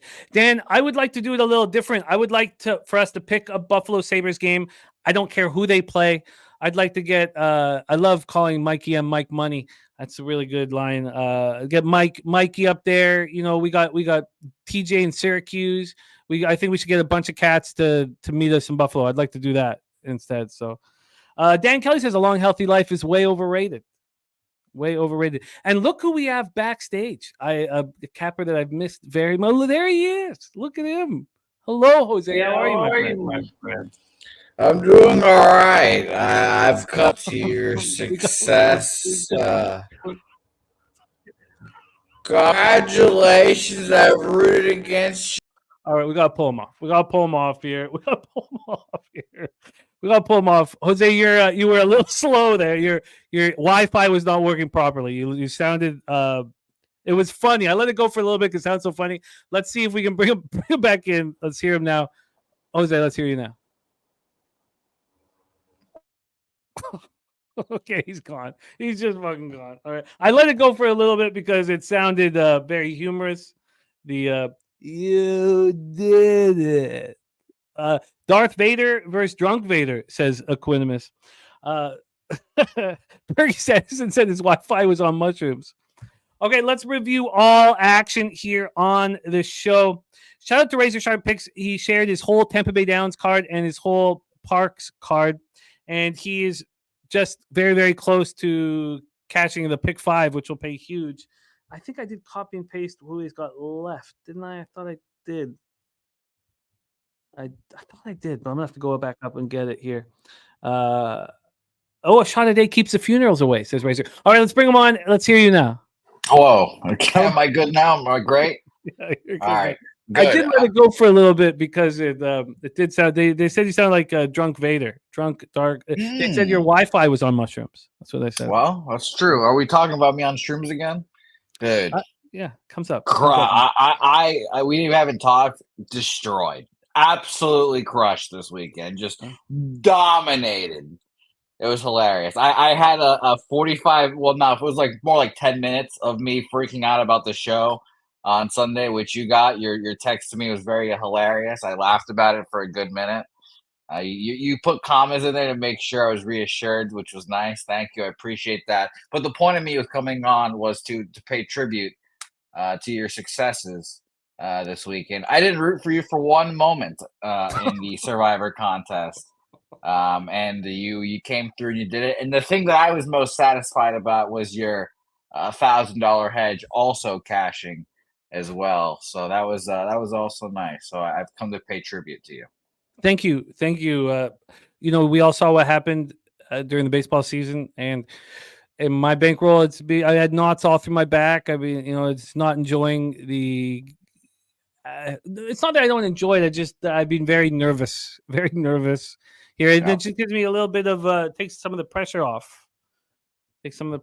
So yeah, and hey, both of us are now doing well in both contests now. You won Survivor. I hold it down for us in the Cappers contest. It's a long season, and it's going to be a great time. So, and I've come to pay tribute. Congratulations. And by the way, Alex Verdugo, a Yankee. That was so funny. That was very funny.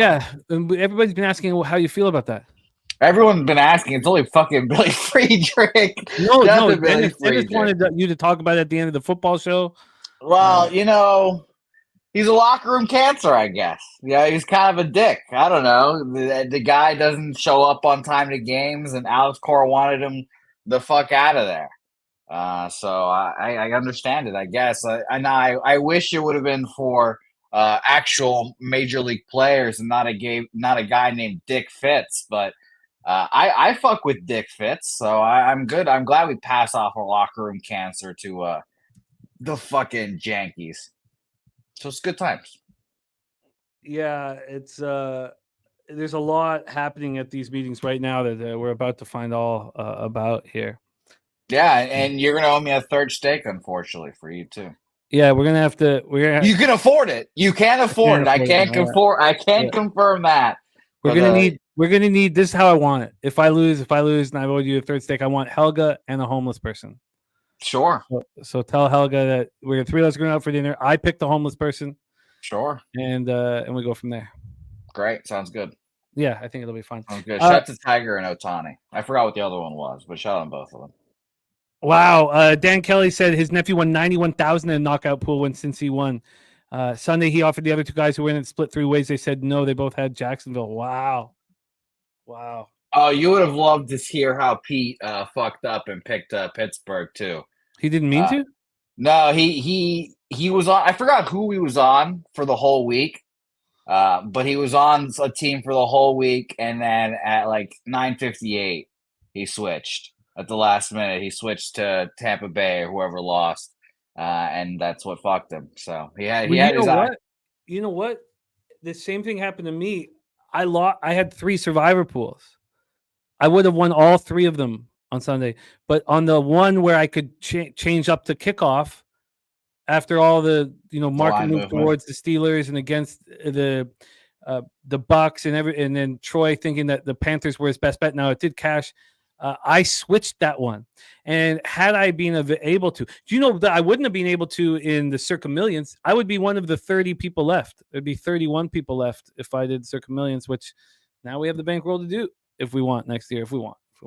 Yeah, and was the one that you lost the one where you didn't know how many people were in it? Yes. Classic.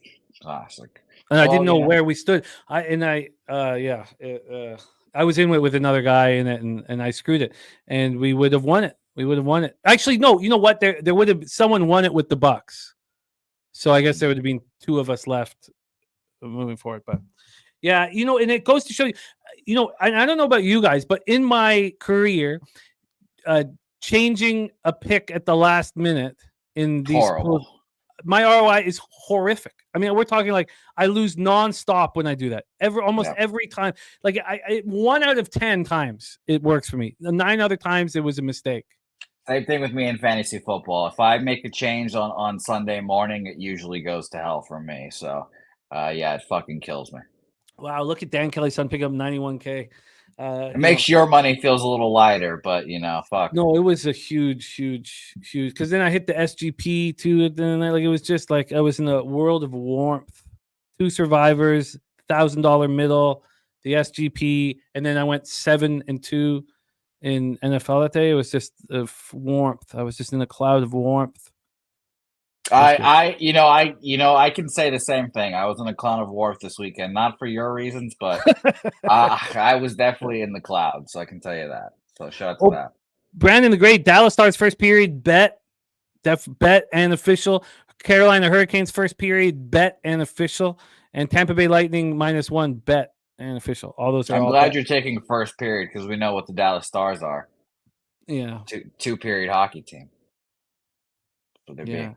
Oh, and by the way, 4-1 in the Cappers contest this week for me. The only pick I had that lost was from good old Alex Pavone. He told me to bet the Saints. Tell Jimmy to take the Saints. He's losing on the Lions. I took the Saints for him, and obviously that was a loser, but it was very funny. That was one of those spots truly where I was shocked that the Lions took care of business. Everything was saying that was a mistake. I can understand why Pavi would have been so confident in the Saints. The line, the public all over the Lions, the line not moving. It was just one of those days. Why don't you stick around here while I put a bow on the we show. have to put up the payout soon. Yes, we need. Well, we have a meeting today, right? So we can go over a bunch of that stuff. Oh, by the way, I guess I shouldn't talk about it yet until we have some other stuff that we're going to be announcing here in a second, but I'll wait till we get the clean go ahead here. Nuke, I don't know if I'm happy, but I accept it. I'm glad that Jimmy had sunshine on him, and it's always nice to see my father happy. Maybe it's going to pay for something nice for Ella in December here. So that's what I have to think of it as, much happier father is what it'll give Ella. That's what I'll give her. Alec Dirks, we're a team and we're just moving forward. And the whole idea about this is, can you be a professional sports gambler? We have cappers in our chat that are, but is this something that is possible? There was a time 6 years ago. Now it was a tricky number because there was the idea that a lot of the professional sports gamblers don't want to be known for it, right? Because it was still sort of a dodgy thing. Now it's becoming legalized, but that's what we're doing here. That's why everything's accountable, everything's transparent. Can you successfully beat the books? And that's what we're trying to do together. And I agree that it's possible. Very possible. But your unit size has to go up, and a $200 or $250 unit size is not close. You can't be. A $500 unit size is not enough. So we'll talk more about all of that. Let's review all action here. Joseph Thompson gave us Wisconsin, Green Bay, SIU, Edwardsville over 128. He says his model is over 10 points of value on it. Londo's big booty Swedish girlfriend play today, SMU +3. Justin McElvey stacks play today's Pistons +112. Jay Peasy's on Rhode Island -3.5 versus Brown. Razor Sharp Bix gave us his Tampa Bay Downs full card and his Parks full card. We're about to see if he's going to cash the pick 5 here in a second. Those are my 3 spots in NHL. Lightning -1, +124, and Stars and Canes first period. Pinnacle was down for maintenance, so I had to send them in at 365. So I don't know if I beat lines or if I got worse lines. I imagine I probably got worse lines. Then in college basketball, CMac is on Rice, team total under 56.5 and the under 140. He's on Richmond +2.5, West Virginia +4, and the over 143.5 in Cal State Pepperdine. Londo's on Memphis VCU over 142 and Texas Marquette over 147.5. I already told you about SMU. Perkley play today, New Hampshire and Vermont in college basketball. New Hampshire and Vermont. Then Daby Cab's on Memphis first half -1 and full game -2. He's on Texas first half +4 and San Francisco first half -0.5 -114. And we just went over all of NBA for you guys, so we are good to go. For us. We went 3-2 in the Cappers contest, Pub Sports Radio. It's not enough. I can't believe we were on the Chiefs. When we did the because we had 4 teams tie in 5th, the 2 teams that we cut both covered easily. Classics. Yeah. So that was too bad. We were lucky for the Lions cover, and then the Chiefs, of course, didn't cover. But 3-2, we have to win every single week for the rest of the year, and we need like 5-0. And yeah, a 5-0 and a 4-1 is just so big. It just climbs above so many people because everyone, I would say the most popular record's probably 3-2 and 2-3. So if you can just climb above that, just even a game is just gigantic. It was big for me this week. I climbed like through 2-3 spots, and now I want to know what the payouts are because I'm actually in it. So, are you in the top 7? I think I'm 7th. I don't remember exactly, but I think I'm 7th. Huge final stretch here for you. Thank you guys for watching. Don't forget, Betting with the Bag here tomorrow morning, Cappers contest. Our brand new show, all about the hoops, Wednesday night live stream with Daby Cab and Dutch Boy Fresh. It'll be right after last call. Last call, we'll roll right into it. That's exciting. I love that idea. And then we've got a bunch of stuff we're going to announce. But most importantly, Pubapalooza popping off March 22nd to 24th. That's the most important thing that I want you guys to do. I booked my ticket already, guys. My ticket's booked. I'll be there. I can't confirm that. You can, yes. And I can't wait. I can't fucking wait. Can't wait. So I'm excited for this big Canadian sleepover you guys got. Nuke, Spenny, Gokster. Oh, man. It's going to be great. We're all before this. And you guys all just head to Pearson or whatever airport. Oh, we'll be stinking of booze like normal. And it's going to be great. We'll be playing NBA Jam all night, boozing. It's going to be great. It's going to be great. Yeah, but by the way, I can't confirm I am 7th now. Me, Russia, and DG are all 7th. And Razor cashes the pick 5. Absolute incredible work of Parks. Crushing Parks. Razor, sharp picks. And look, Strategic Investment's going to be there. Strategic Investment's going to be from Dominican. Strategic says no Madden. No, it's just NBA Jam at our house. Very simple game. We're all old. It's a very simple game. There we go. Except Jimmy has done like 30 hours of research into it. I'm very good. I should probably bring. I guess I don't want to bring it to Pub Blues because I don't want us to sit in front of a TV and be doing that. You won't play it. There won't be. Oh, I guess we could bring it to the bar because we could play for money at the bar. I guess yes, but yeah, there's also going to be the poker tables there and such. Which again, I think the best part of Pubapalooza is my favorite part's watching you negotiate again. It's my favorite. No, I need Jeff to make it part of the deal this year. I just like sitting back and watching you just get strong armed by the woman again and again and again. It's not a woman, dude. It's a guy. It's a young dude. He's like younger than me. He's like 35, 40. I imagine that the woman that's there, like the main dealer lady, is the one just taking to the cleaners. No, it's and the guy. Every time I do the walk away, nothing happens, and I have to stop. That's the worst. Wait, I need that table. So yes, everyone has to come on Thursday for day 1 of the March Madness brackets. Is going to be a fun time. And obviously day 1 will include betting with the bag and a ritual tradition at this point. Jimmy taking just entirely too many shots at 10 in the morning and just destroying himself for the rest of the day. Hey, I won the poker tournament that night. Yes, you did. No one said you're a bad gambler when you're drunk or polluted. You're just polluted. Hey, we have live conversations that you don't remember. No, I don't remember. And Bo Jackson, yeah, it's tournament edition on Super Nintendo. That's what it is. Tournament edition. New worker, we have to fly Wednesday. But look, I'm gonna talk to Jeff and plan some things out and talk. But we have to fly Wednesday. Nuke. We cannot be flying Thursday. If that's okay with you guys, we have to fly Wednesday. We have to be at the bar for round 1. Have to. And the only chance you can do Thursday is like super red eye. And even then, the games will start at like 11 a.m. You might get here at 11 a.m. No, can't do it. Can't do it. We have to fly Wednesday, and then we'll do betting with the bag Thursday and Friday. Try to stay a little low on the sauce, but that's not going to be easy. But I don't believe that. Yeah, you're going to be disgusting the first day, and it's just going to roll on in. You'll ask me to smell you. It'll be great. You guys think I'm lying? That's facts. That's a Pub Sports Radio Pubapalooza tradition. Let me know if I smell bad. All right.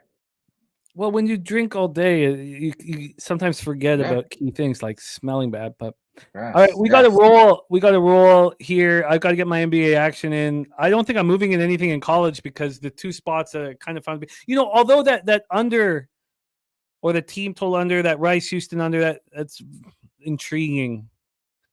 That's very intriguing. But the spots where I thought I want everything to correlate, with the cappers, X's and O's, and the market, they weren't there. They weren't there here. So I think I'm going to stay off. But those three spots in NBA, I'm going to hammer. And it's not about quantity. It's about quality, and it's about the black.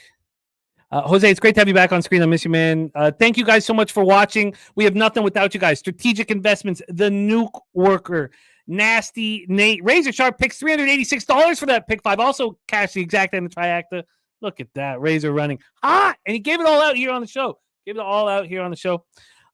Nasty Nate says, Cab, Big Show, myself will do Wednesday as well. Perfect. Yeah, we just have to be at the bar on Thursday morning. I mean, there's just Gold 44. And by the way, the bar is set up perfectly for us. There's like 10 TVs. We have the back room. It's just heaven. It's heaven on earth. Alec Dirks, Bo Jackson, Real Deal, North Ender, Ian Shaber, JT Eel, and Strategic Investments coming up from the Dominican. So dope. Perky, Londo, Swissy. Thank you guys. The Cheshire Cat. Thank you guys so much for being a part of the show. We truly have nothing without you. Brandon the Great, Ramon Scott, Kelly McInnes. Thank you guys. Jose, you want to lead us into the future? Bless our action with some leche? Sure. Swiss Horton asks a good question before we go. What's that? Will Strawberry Toes be there? And I can only, that means one person. All right. Jimmy, what do you say? We want to see your toes. I think she's got to be there. And our friend Sonny has to be there as well. Not even for comedy purposes, but he's just going to be there for vibes. Well, I have the comic set up, so we'll talk all about that. I hope it's a short Jewish man from New York. He ain't coming. Leche, los bookmakers.